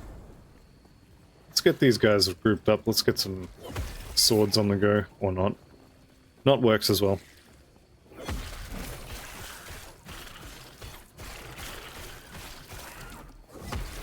Alright, we've got 1 sword. These do not summon very efficiently at this point. There's 4. There you go. Cut some stuff up for me. We're up to 6. That's our maximum. And things like this are actually worth looking at now. So, plus health, plus regen, plus minion damage. I don't really do elemental damage so much anymore, so I'm going to put that on. And I'm actually going to see if I can craft the minion damage up. I can, so I will not reroll. I don't want to do that. The Glyphs of Hope here, they give you a chance to, if you get critical, it'll go up 2 levels. Maybe it won't use your forging potential. They are good to use, but they're also kind of rare at the start. Let's see what happens. So, nothing really. Got a bit more minion damage. Only minus 1 forging potential. Okay, and what can we get on the front here? Mana, intelligence, melee health, strength.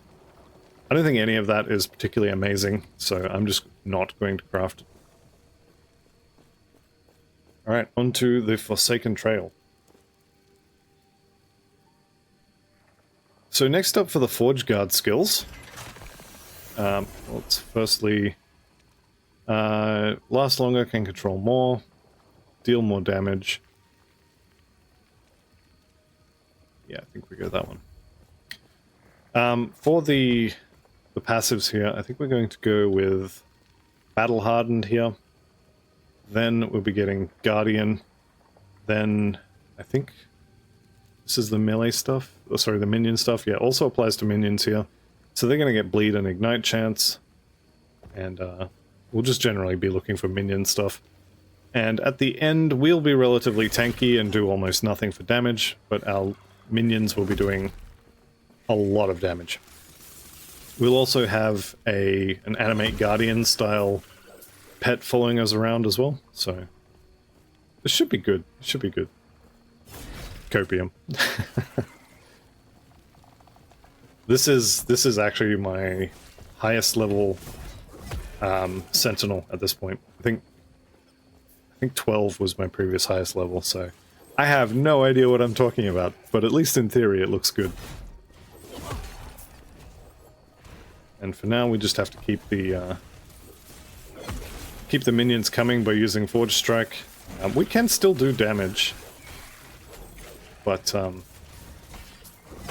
most of the damage is going to come from the swords.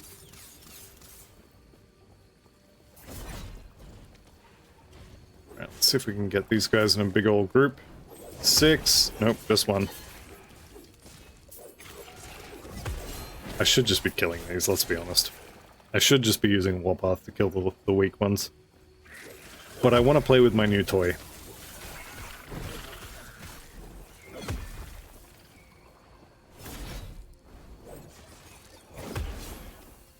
Three swords. I think this might be the way to go, is to just drop hammers behind you as you walk. So battle hardened, physical resistance when hit, and armor increase when hit. Good stuff. I'm noting... Where are we? I think I have to go up here.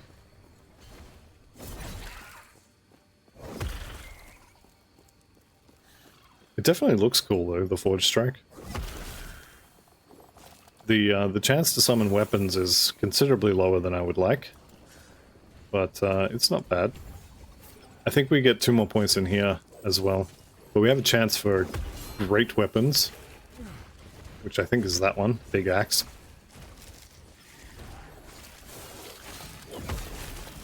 Okay, 4. Let's just do some spinning, why not? Spin to win. Okay, Warpath level up. Second point in there. Alright, any of this worth picking up? Mana, damage over time, that's a lot of health. Could be worth putting on. A little bit of poison res on that as well, doesn't hurt. What do we got here? No. 25 base damage. Nothing I want on that. Nope, don't want any of that. Okay. These ones are also fun. Now, I'm not going to do this one because I don't think I'm actually strong enough to kill it. Although if I can get my 6 little minions out, I might give it a shot. Nah, not worth it. So there's a dangerous mage that's kind of trapped in those. And they are kind of dangerous. They're not lying there. But they also drop items with experimental affixes on them, which are things like, for example, on the Necromancer or the Acolyte, you can get things like, whenever you use a potion, it'll summon 2 volatile zombies for you. I'm not sure what the Sentinel ones are, or even if they're different. I assume you're not going to be summoning volatile zombies with the Sentinel, but that is an assumption. I don't know that for sure. Okay, we've only got the 3. 2 swords. We can do some damage on our own. That is a silver ring with stuff on it. I have 2 silver rings with no stuff on them.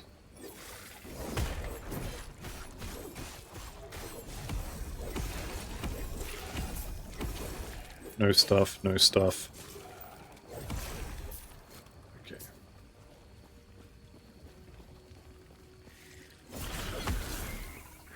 If I can keep the weapons up, I think we'll be fine.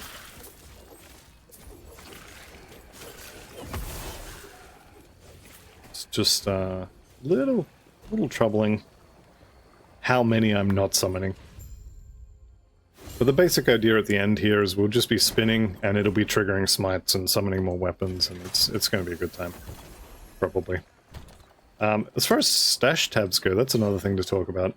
So you start with 1 stash tab, you want a second one, it's 1,000 gold. I'm not going to do that because I'm kind of broke at the moment. And I think I'm going to put that one on, actually.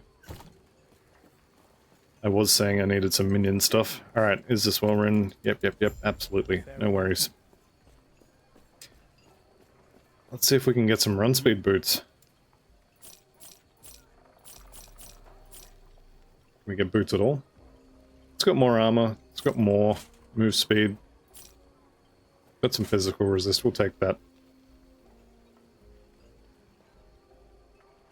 I think that's probably all we're going to get.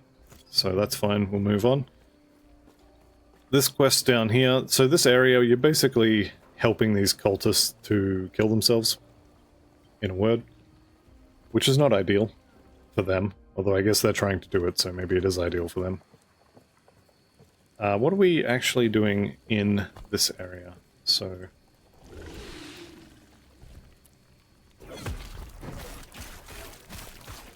I guess it doesn't even really matter. See that gold arrow? That's where we're going. What's there? Not sure. I think this might have been the collect the MacGuffin from the statue quest. I don't really remember, but I think that's what we're doing. Which is fine. We'll go collect the MacGuffin for them. Alright, level 17. Just need one more little skill point in Warpath, and I'll be very happy. Another thing I probably should have mentioned at the start of this video, so we're only an hour and a half in.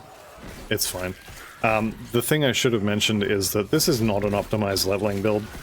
As far as I know, this is quite possibly the worst way to level. I'm doing this because it's fun, not because it's particularly effective. Although, I mean, I haven't died yet, and it's kind of working. And it's probably going to get better, so... I don't know, we'll see. We'll see. I think this is going to be fine.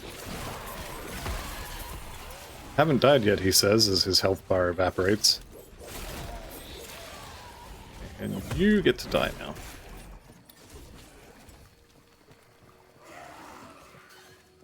Yeah, this was the collect the MacGuffin from the statue. After we kill the Void Centipede.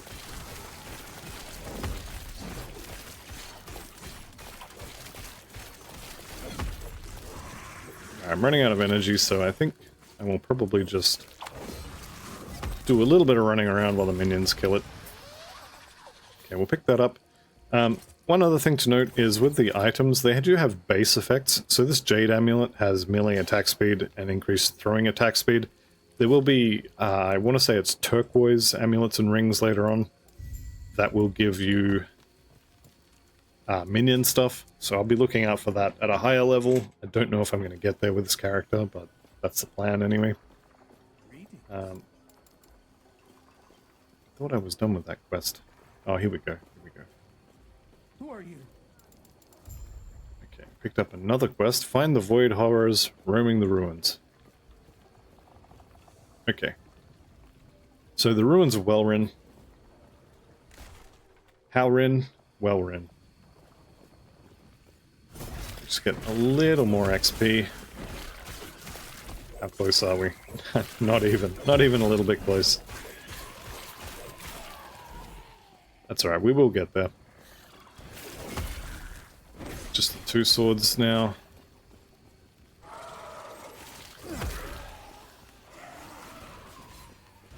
We've got a couple of rares up here, or a rare. That 25% that's listed on Forge Strike, I'm calling shenanigans. That number is a lie. There's no way I'm hitting 6 or 7 monsters at a time with a 25% trigger chance and getting nothing. Okay, that's fine. 1 to all attributes is good. Health on kill is okay. And the rest I don't really care about. The attack speed is nice. And we do have a couple of shattering runes, so we'll just blow that up. Chill on hit I don't care about. Minion damage, fire damage, and physical resistance. I think we can melt that one as well. And that one too. Here's the big boy. Alright, Water Shrine. Increase mana regen and cooldown.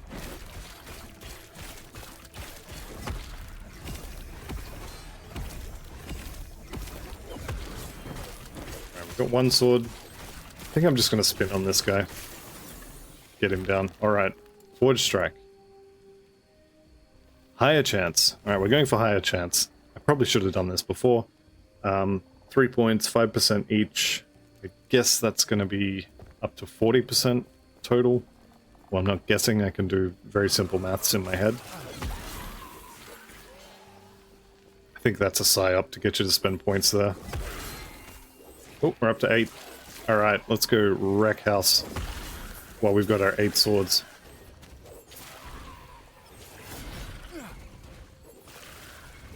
So I am doing a lot of extra quests that I probably don't have to do. But I'm not at the point where I know which quest to do. The same as this. This is basically... it's one of the rare runes.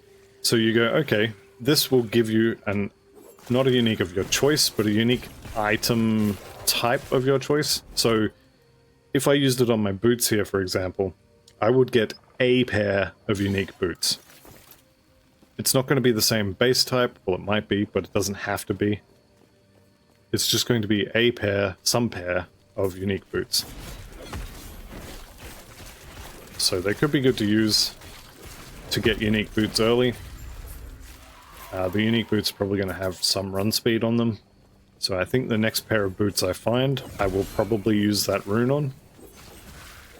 The other thing you can do is wait till later, shall we say, and could get a body armor. But wait till later and... where are we? Ruins of Welryn. We're in Undercity. Yeah, wait till later and then you decide, okay, I really want, for example, this one specific body armor. It's level 60 or 58, so I'll wait till level 58, then I'll use it. Let's see if we can't go and turn some of these in.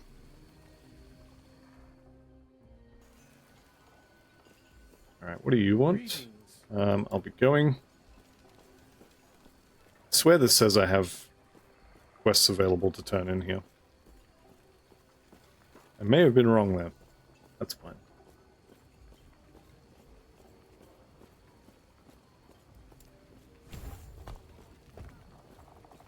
This one's flashing at me, but I just went in there, so let's see what's... Never mind. So is this just telling me to go the wrong way? Is that what's going on? I think it might be.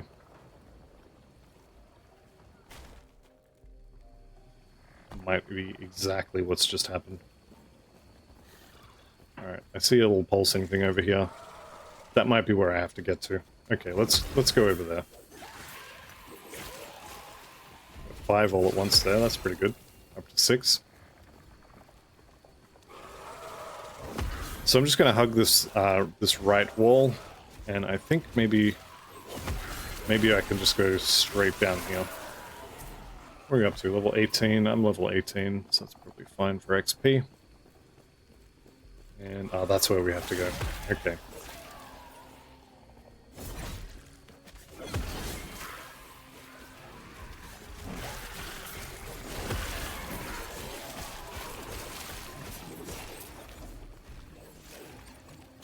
Here we go. I know where I'm going. What are you? Health on kill, poison resistance. Definitely get some poison resist. Not a bad idea. What would it cost us? Void resist and bleed on hit. That's fine. That's where the bleed's coming from. There we go. We got there in the end.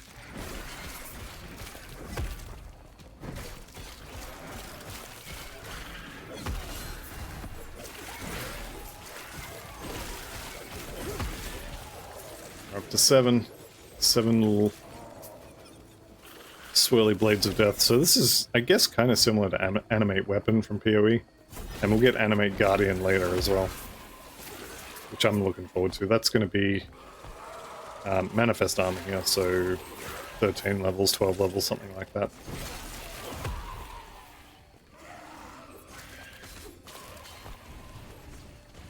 Alright, so actually I need to go there. I know the maps in this game are kind of static, so I will probably make this mistake again, but eventually I will learn where to go.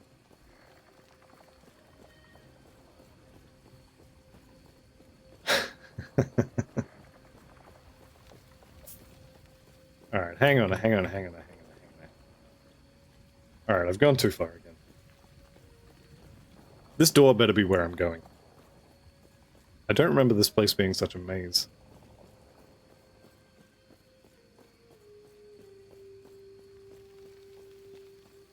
Alright, now we head north up here. And that's it. Right.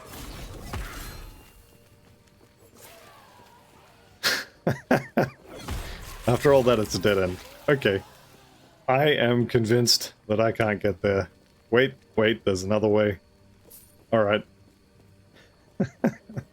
Third time's the charm.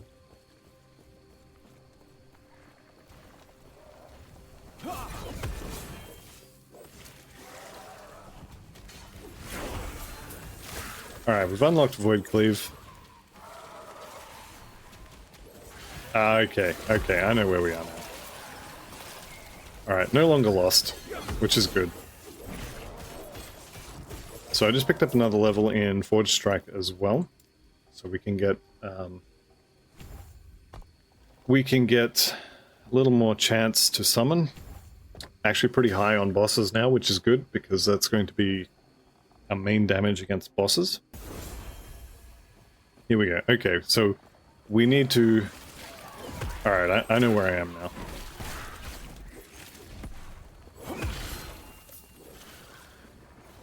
Still only 3 from hitting that huge pack. So we need to talk to Old Mate here. Now we have to go find all of his phylacteries that are scattered around the zone here. Then he'll kill himself. And the wall that he's become will disappear and we'll be able to go through. So that's the plan.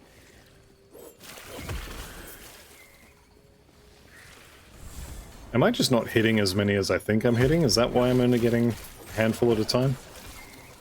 Guess it could be. Alright, phylactery number 1 is here.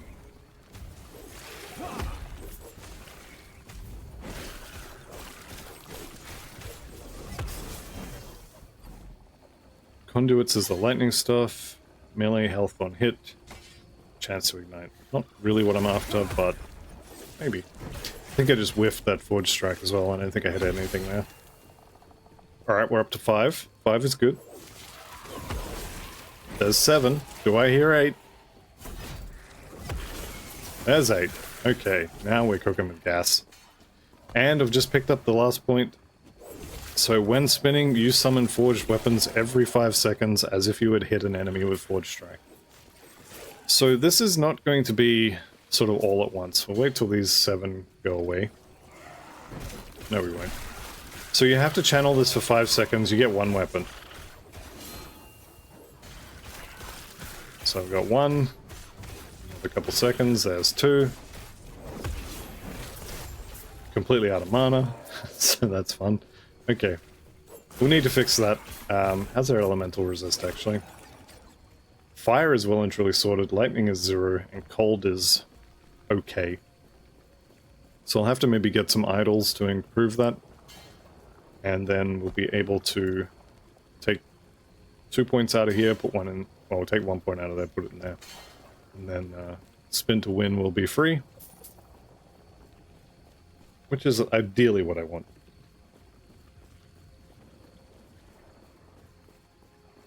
Alright. So, what do you mean stand back?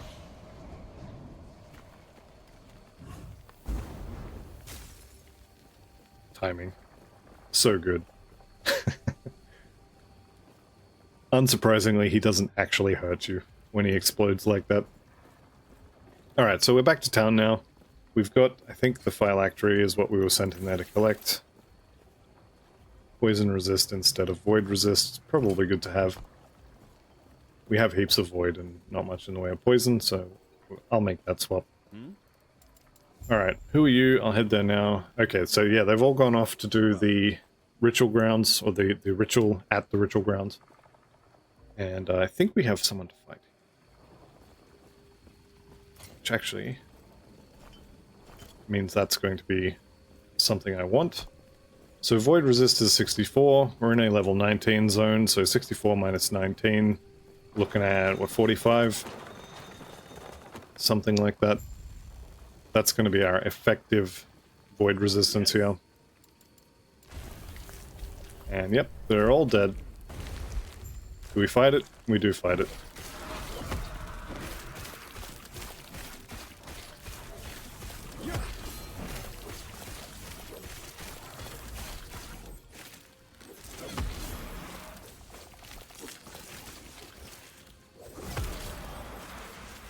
Definitely need to do something about the energy requirements.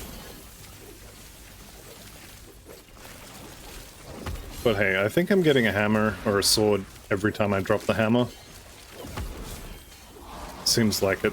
The increased chance node back there in the tree was 5% for hitting small things, but it was 20% per point when you're hitting bosses, so this is pretty good. Alright, down he goes. Lovely. Gold XP. And we are on our own. All the peoples are dead. Sentinel's Sunrise Emblem. What do we get here? +1 to Javelin. That's something that I probably want to shatter, just in case I want to play a Javelin later. Didn't get it, so it doesn't matter. What are we doing for...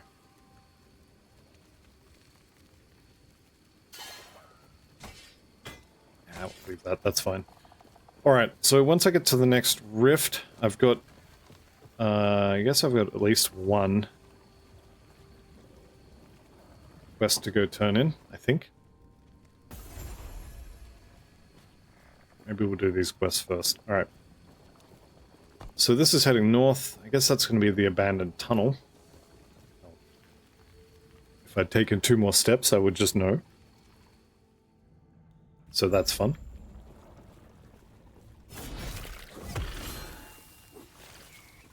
Explore the caves. Alright, we can do that.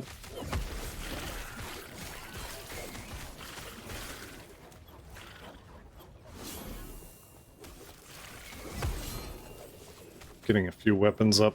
This is the idea. And then you just keep walking. Got another specialization skill unlocked. So our second specialization is going to be Manifest Armor or Smite. So I guess we'll take Smite. What level do we get our 4th one? 35.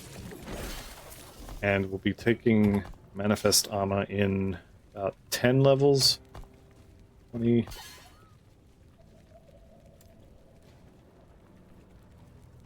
I think I just take Smite now. We'll be going over this way, and this is basically Smite healing, buffs from getting healed, cleanses all ailments. When you're out of mana, Smite's free, but it doesn't heal, cleanse, or create fishes. Okay, not sure why I have that on the list.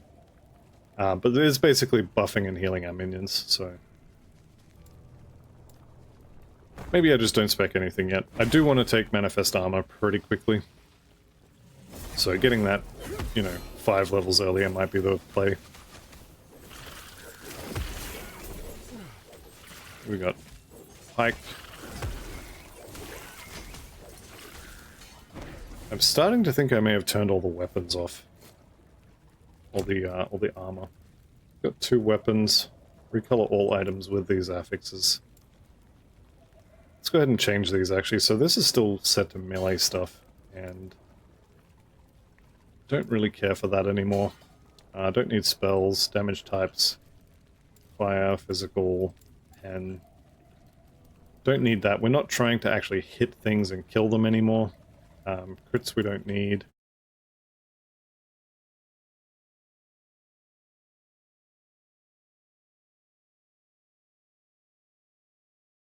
What we do need is minion stuff, minion damage, physical damage, melee damage, and I guess we'll take some health as well. Or hell. Let's just do all minion stuff, that's fine. Confirm. Update. There we go. Let me just... make a little note here. Here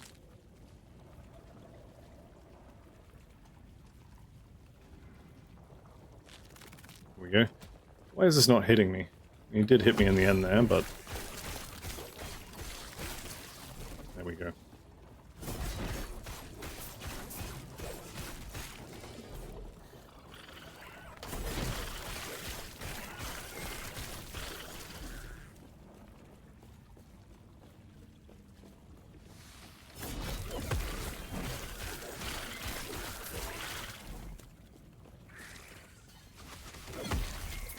Did I miss a way to go? I may have missed a way to go there.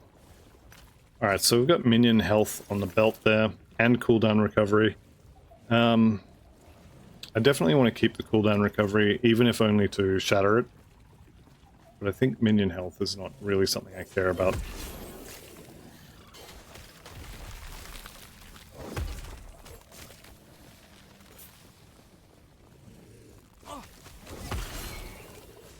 So let's see if we can get a really good forge strike, get a few more hammers on the go. We're up to 6 now, that's probably decent.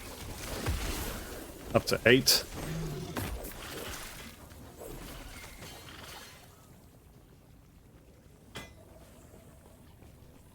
Okay, haste shrine.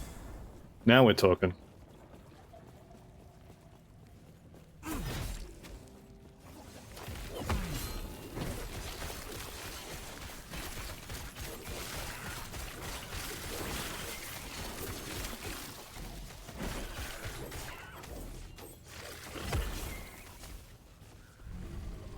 Oh, that looks big and scary. Let's go poke it. Alright, definitely need to do something about mana, but, I mean... the weapons are doing work, let's say.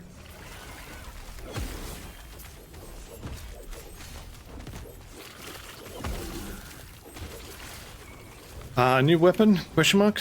So this is more damage. It's still slow, but I think it's less slow. Doesn't have health on hit, but does have leech. Alright, we're swapping that in. And we'll continue on. Now I'm looking for this arrow.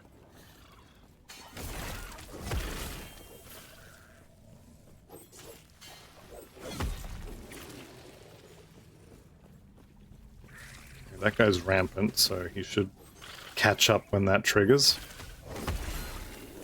There we go, 3 swords. I was expecting a 4th one. I guess... I don't know if the rare monsters actually count as bosses, per se. They probably should.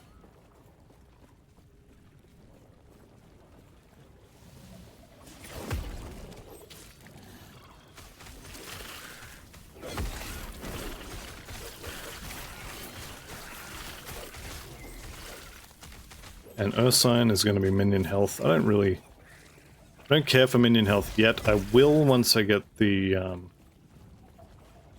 forged armor, though, I think. I'm not sure how much I care about having to resummon him. May have a decent cooldown on it.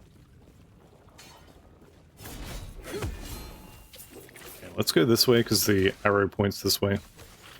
This may be one of the side quests to actually skip.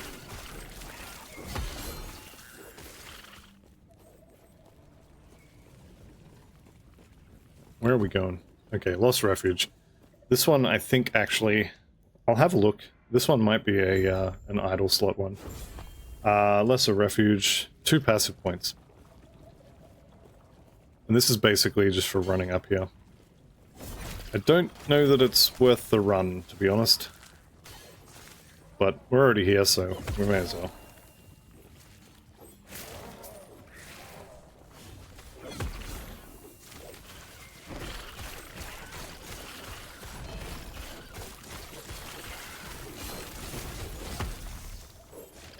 Okay, Glyph of Chaos. Glyph of Despair is another one of the rare ones. This one's really good because it can allow you to effectively remove an affix, and if it's a tier 1 affix, you have a 100% chance to get it as a 5th affix. So I'm not going to show how this one works because they are quite rare, but the idea is basically if you have, say, a weapon or a piece of armor or something that's already got 4 affixes on it, let's say you only want 3 of them, what you do is you have I got one? Here we go. So we've got a 4 affix item. Go here. Is it here? No, it's on here, isn't it? Helps if you put your stuff away. Okay. Glyph of Despair has a chance to seal something. So let's say I wanted... I've only got 1 affix for melee fire. And this is tier 2, so it's not 100%, but this would basically take this off, so this would become empty and I could craft on it, and it would put it down here as a fifth sort of standalone affix, which is really good for crafting like your end game stuff, and really not something you want to be blowing on level 20 items. Speaking of, so we've unlocked shield through. I had 2 of those to spend apparently. And let's get our last increased chance to actually get more stuff. Increased fire damage plus physical damage. Doesn't have any leech on it, but it is a better weapon. Do I have any shatters? I do not. I do have Rune of Removal. So this will take 1 of these at random, and if it takes, say, the tier 3, you will get 3 shards. If it takes just this one, you'll only get 1, so... There you go, 1 chance to bleed on hit. That was kind of a waste, but... There we go. That was the one I actually wanted. So, successfully wasted 2 runes for not getting the thing that I wanted. Which is lovely. Alright, so we're pretty much done here. There's a bit of loot, and the quest update over there. Unique ring. Arboreal circuit. I don't think is anything I'm interested in. Let's have a look at it. Minion armor, move speed for you and your minions. Illusion tree, alright, yep, I'm sold. It's got move speed. Even if it did nothing else, it's still good. Can I pick this up? Take the time, there we go. 2 passive points, 1, 2. Do I want to take this? I definitely want manifest armor, so I'll leave it. But it could be leveling up the, it could be leveling up, something useful. Okay, so we've got the armory here. That's armory 8, I'm not doing that one. We have the council chambers. This is a turn-in. We'll go do this turn-in. Here we go, I think old mate here. Nope. This one, gold for turn-in. Got it. May I tear a smile upon you? Okay, a little bit of gold, a little bit of XP. Not amazing. Yes. Let's go ahead and sell all of this stuff. And that's minion health, I don't care about that. 1, 2, 3 shattering runes, lovely. How's our boots? I did say I was going to craft a pair of unique boots, didn't I? So 1 rune of ascendance, and what do we get? We got Rain Dance. So this is 18% movement speed on the item, and then another 10% for being unique. Gain health when you dodge. Alright, I mean, you had me at... You had me at level 61. Alright. You had me at move speed, but, you know, you don't want to be equipped, that's fine. Follow your feet. I actually had thought you wouldn't be able to do that. Okay. So we're going back to the Shadowed Valley, and I think this is an ancient hunt, so there's going to be somewhere in here, there will be a rift. Down here. I remember this rift, yeah. There you go. And I think this is worth skill points from memory? Idols. Okay, alright, we're definitely doing this. I've got an idol sitting here doing nothing, so opening up some more slots there is basically just a buff. Straight up buff. I don't even need to find any more idols. Although I would like some. So we've gone back in time to the ancient forest, and I think this is a dragon fight? I can't remember. I've actually done this part of the campaign exactly twice. So the chances of me remembering exactly what's going on... What is that? Illusory tree. That's not a tree, that's a dummy. I think that's that unique ring I just put on. Okay, flaming... Nope, don't care about that. These shards are all good. The more shards, the merrier. Okay, I've got 7 swords out, so they'll be tearing things up.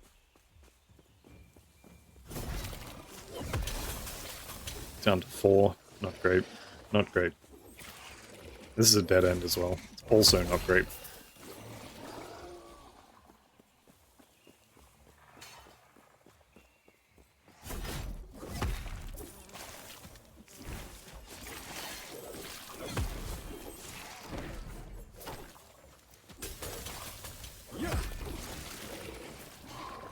Not too fussed about killing everything along the way.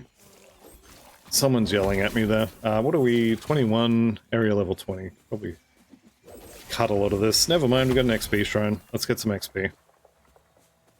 Up to levels, or 6 weapons, not level 6. Okay, these guys are pretty big. Take care of them. There we go. Sentinel's Visor of Life. Okay, I'm hoping...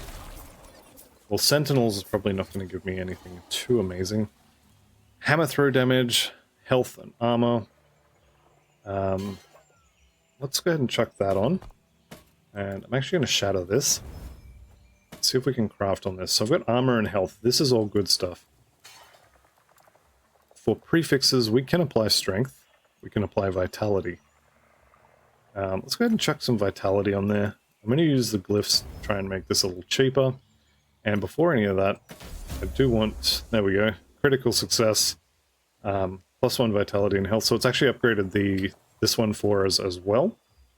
And I think we didn't spend the crafting materials there. So that's what you get when you get a critical success. So armor, health, vitality, and the hammer throw damage. Who cares? I'm not throwing hammers at things, so it doesn't really matter. I just hit like 6 of these things with that hammer, with that forge strike, and I got 1 sword. I am disappointed. Alright, here is the boss. Primeval Dragon. Let's wait till I get another +1 sword here. And we'll drop the forge strike again. Go back to spinning. Run out of energy. And he is going to do a massive AoE at some point. There it is. So we'll just run out of that. It's probably going to eat all of my weapons.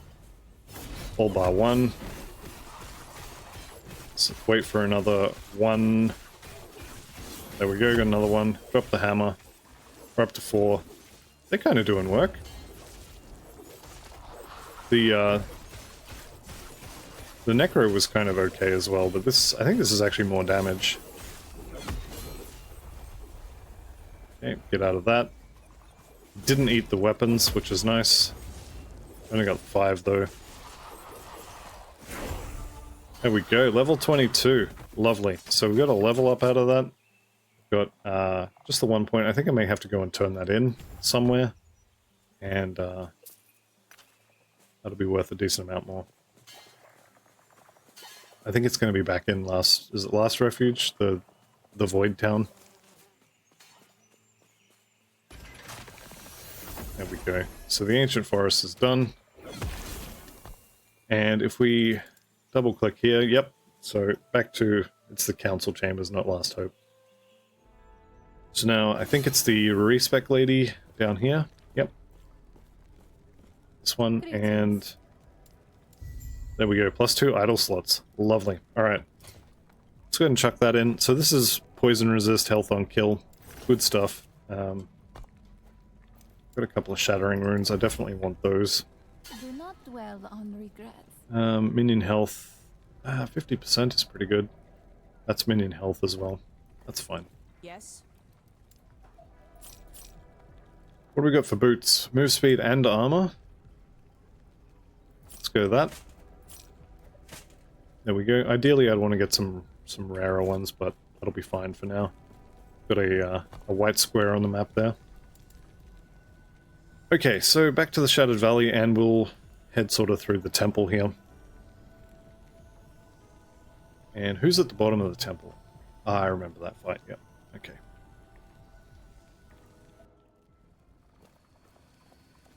Alright, so we don't go through the doors here. Back to, here's the rift for the hunting section. And let's just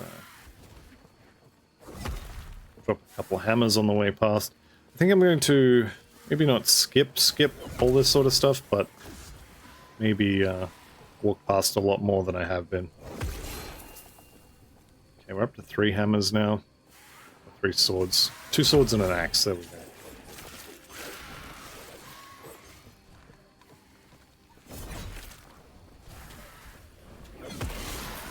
Okay, up to 8 weapons, so we're maintaining them a lot better now. Just having those 3 points and extra chance to get more of them. Pretty good for maintaining them. I'm gonna add in Manifest Armor pretty soon, which I'm really looking forward to.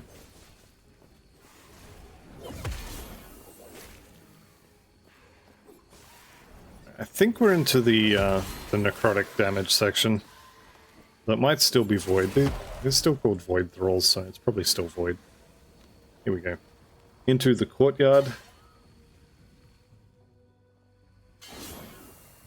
Alright, good to keep the swords, which is nice. A few extra ones there. Alright, waypoint. Done.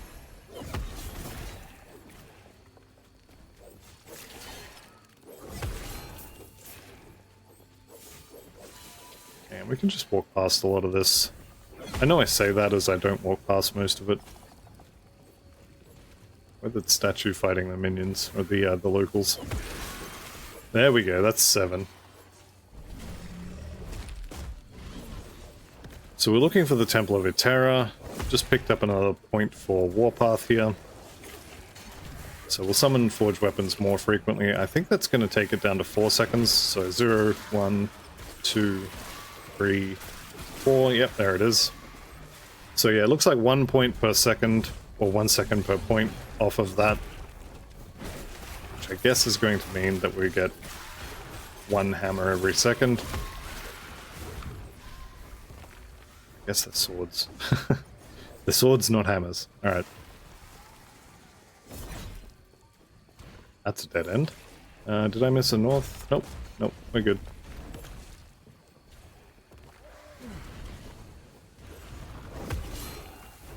Okay. 3 swords, here we go. This is looking promising. Void Prophet. Can kill a few of these, no worries.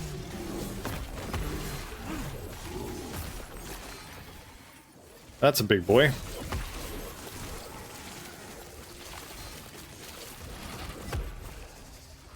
Assassins of Hunger. So we got crit, we got attack speed, we got health on melee hit.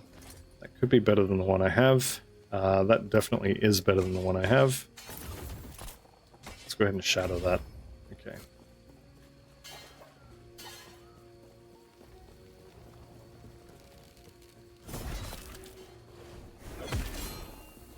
Start getting the boys out again. This will be a lot better once I have the Manifest Armor. I'm pretty sure that's a permanent minion. Alright, this should be juicy. Wasn't.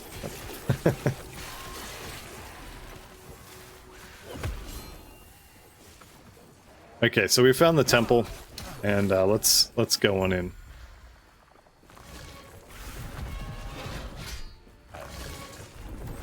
What does that say? As the temple fell from the heavens, you will something. Alright, cool.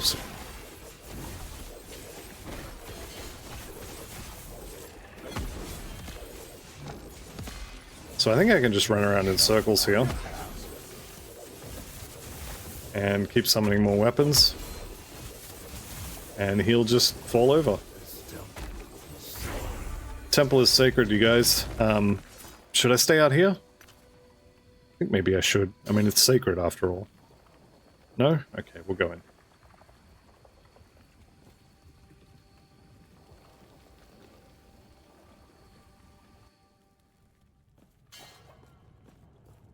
Alright, so our mission in here is... Darkness is all that is left. I'm trying to talk, dude. The mission here is basically just open the door to the lower levels, then go to the lower levels and beat the boss.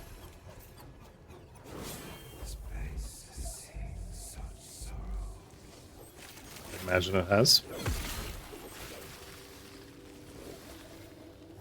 Alright, we've got more points here, so that's 10. Which is pretty good, pretty good.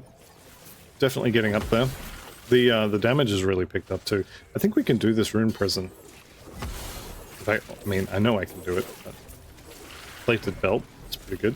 Alright. Slam, lots of new minions. Okay, here we go. Let's go ahead and kill him. Now, as long as you can dodge telegraphs, you should be fine. We'll just keep dropping hammers on him. Still got 7 hammers, or 7 weapons. Maybe just spin on him.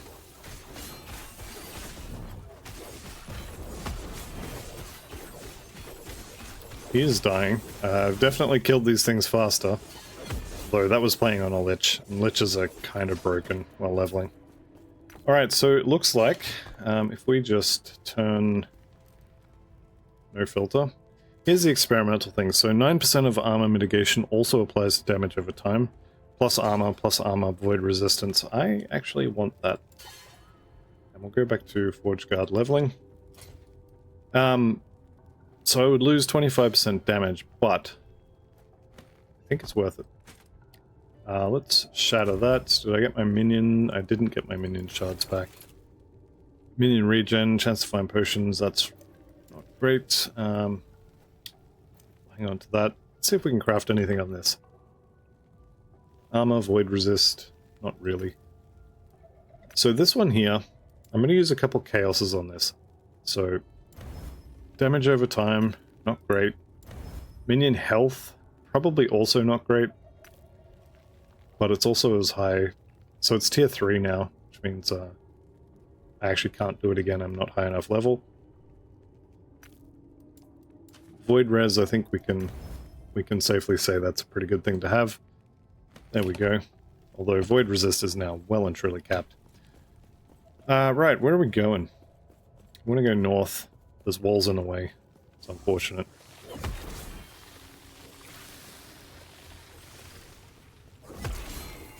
There we go. 5 swords. They can just kill stuff behind me as I run. Have you come to make me whole? I have not come to make you whole. In fact, I can't even remember who you were.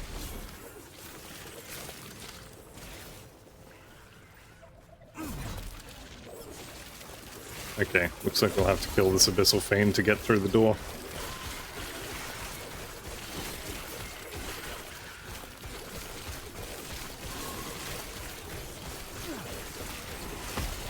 Oh, hey. I've got skill points to spend as well. Which I probably shouldn't be doing while I'm fighting.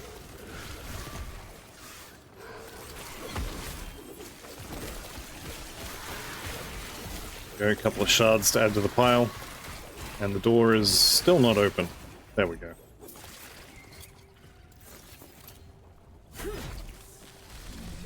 Alright, next floor achieved.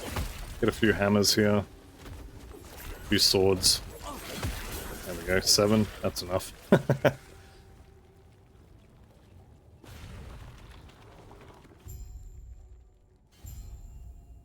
Alright, so I think this floor might be the one where you have to go back in time to find the keys. Or the gems that open the door. I think that's how it works. Guess we should go get the quest update. Which is down there. Do I need to? That's the question. Oh, I've got 9 of these now too. I think 12 is the max, if I'm remembering correctly. Yeah, it's probably going to be one more for 10, actually. Alright, we'll go down here. Get the quest update. Examine the bridge. Yep, successfully examined it. And now there's 1 each on either side of this area. We basically have to go collect the MacGuffins. I guess this technically counts as using the whole time travel gimmick, but it's also really weak sauce.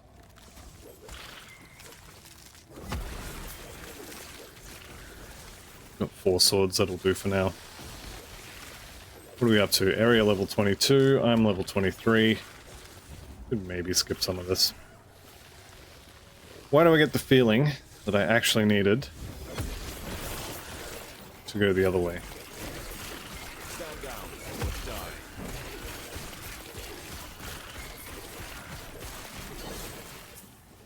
die. What do we got? Split greatsword, it's no good, that's a dagger. Gloves, minion health, not really. Minion health. Alright, level up. Let's have a look over here at what we are putting points into next. It's going to be Guardian here, so health per point, and that's pretty much it. Stun chance as well, I guess. We want to be technical.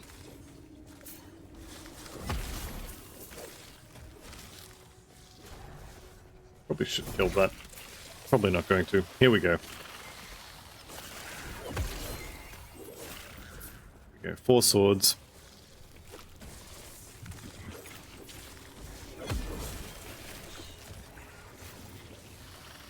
Where is my update?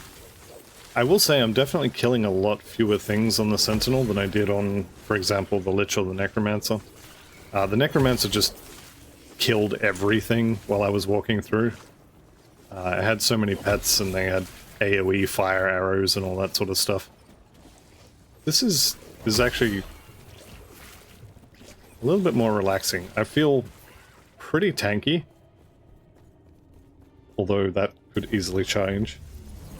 But I feel pretty tanky. The minions are killing things as I run, and I just drop hammers on things. A few more levels, I'll actually have enough spinning to win, to just be doing that. You can see how I mean that this is kind of weak source. I changed zones to click on a gem and then immediately change back. Like, okay, sure. But also, why is it that easy? But anyway, it is. And that's what we're doing.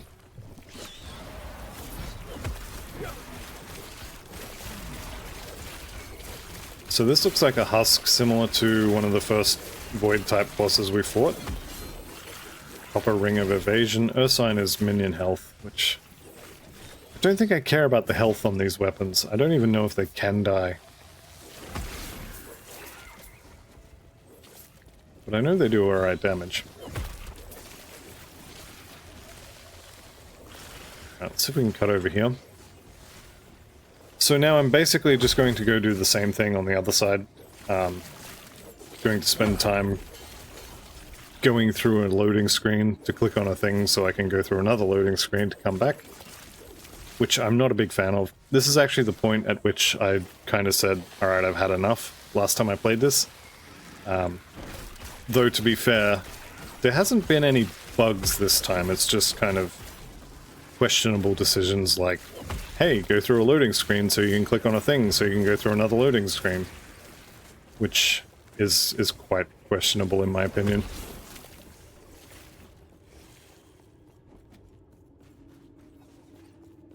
Okay, gold just floating out in the middle of nowhere. Interesting. Alright, what do we get? Pole sword and a great club. Got some swords up. Right. Pole sword. Are you better? 43 melee damage. Leech does health. Percent lightning damage. I think that's actually considerably better. Ursine Silver Ring. It's just health. I really need to get my hands on minion damage, not so much minion health.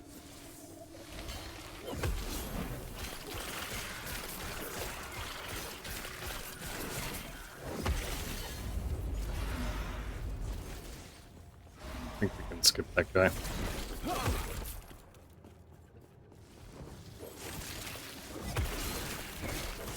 Straight up to 8 there, that's pretty good.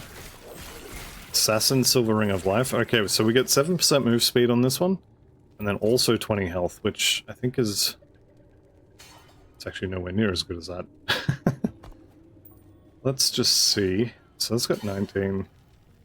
No, I don't need any of that. I guess physical damage, minion physical damage could be okay.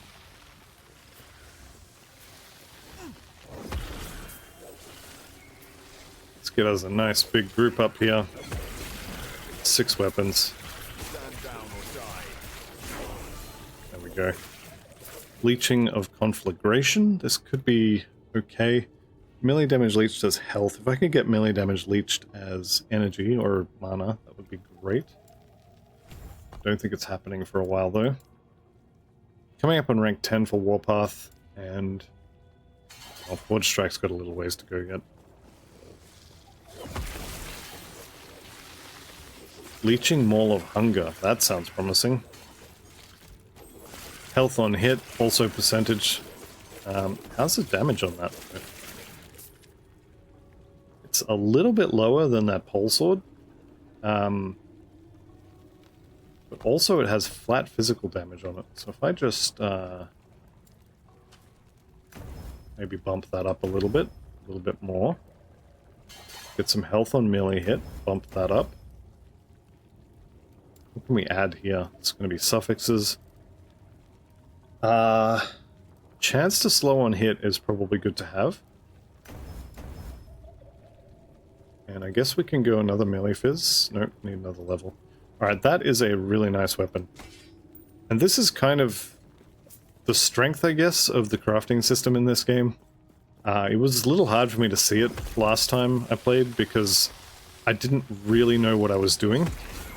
And also, the only thing I really cared about was my minions, so I was just putting minion damage on everything. And that was kind of it. And I had some minion health stuff, but that was really all I was doing. Whereas this time, I kind of know a little bit better what to get. So I want armor, I want health, I want various resistances. And then I also want damage, but mostly I want armor and health.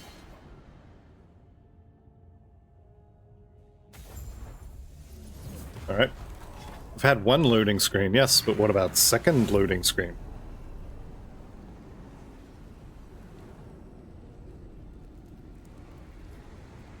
Here's second loading screen. See, this whole thing is just completely unnecessary. I don't agree with that at all. It's a minor gripe for an otherwise amazing game. They've definitely improved this game a lot since last time I played it. But it is still a gripe. It is still something that I would prefer to see fixed. What do we got? Cold resist, freeze rate, plus armor, chance to chill, chance to blind. You cannot be blinded. I mean, yes. Slightly less armor, but I think that's fine. Let's shatter that old helmet, chuck all that in there. We got any more shattering? I don't think so. Nope. Alright, I don't think I need a weapon for a while. I think the one I have is more than good enough.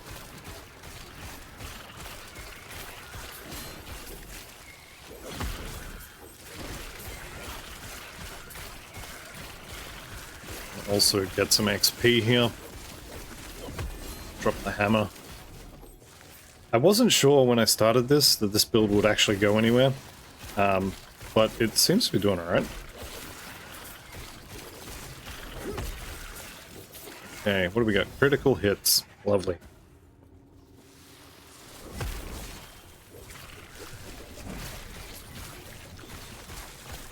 I will definitely say, though, there's a lot of stuff that I'm leaving behind that I'm not killing.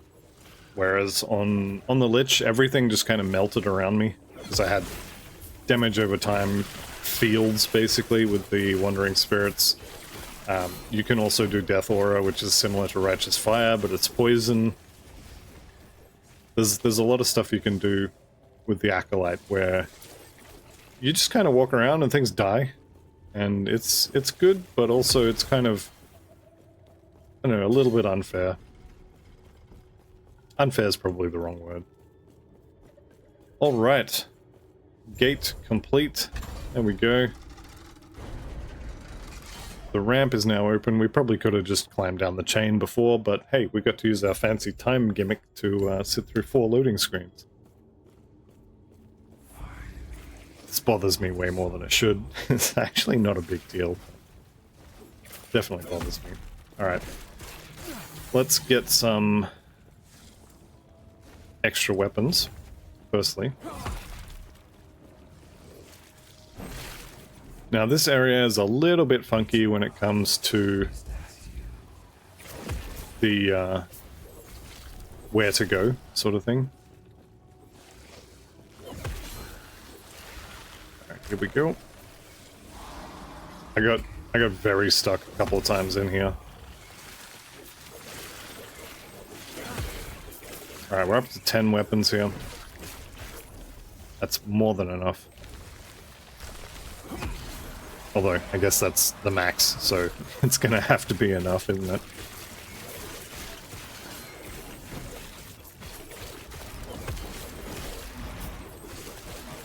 Commander's plated belt of lucidity. Okay. Minion damage, cooldown reduction, and some dodge. So minion damaging CDR is definitely what I want. What does this actually have? Minion damage, fizz damage, fire resist. You know what? That's probably fine. There we go.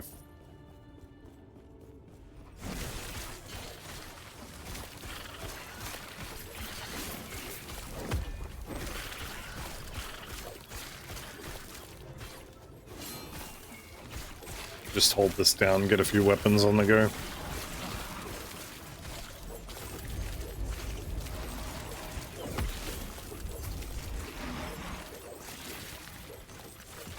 Okay, Rending Maul. This is more damage. This is absolutely going to be more damage than the one I have. But it also is not going to have all that life leech. So I think we'll leave that.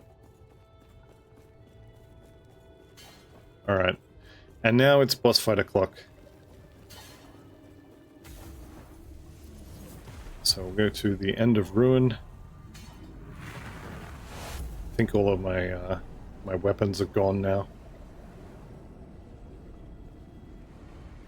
So the plan is, drop the hammer, spin until I get another weapon, hammer again, spin until I get another weapon, hammer again.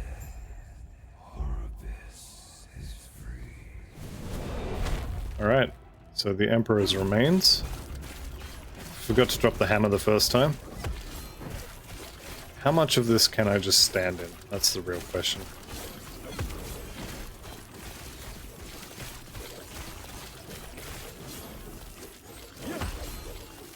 Alright, stacking up weapons. It's definitely... He is dying pretty quickly, actually. Even with his little minion damage stuff that I have, he is going down pretty quickly. Let's see if I can shove him out of these lasers. That'll do.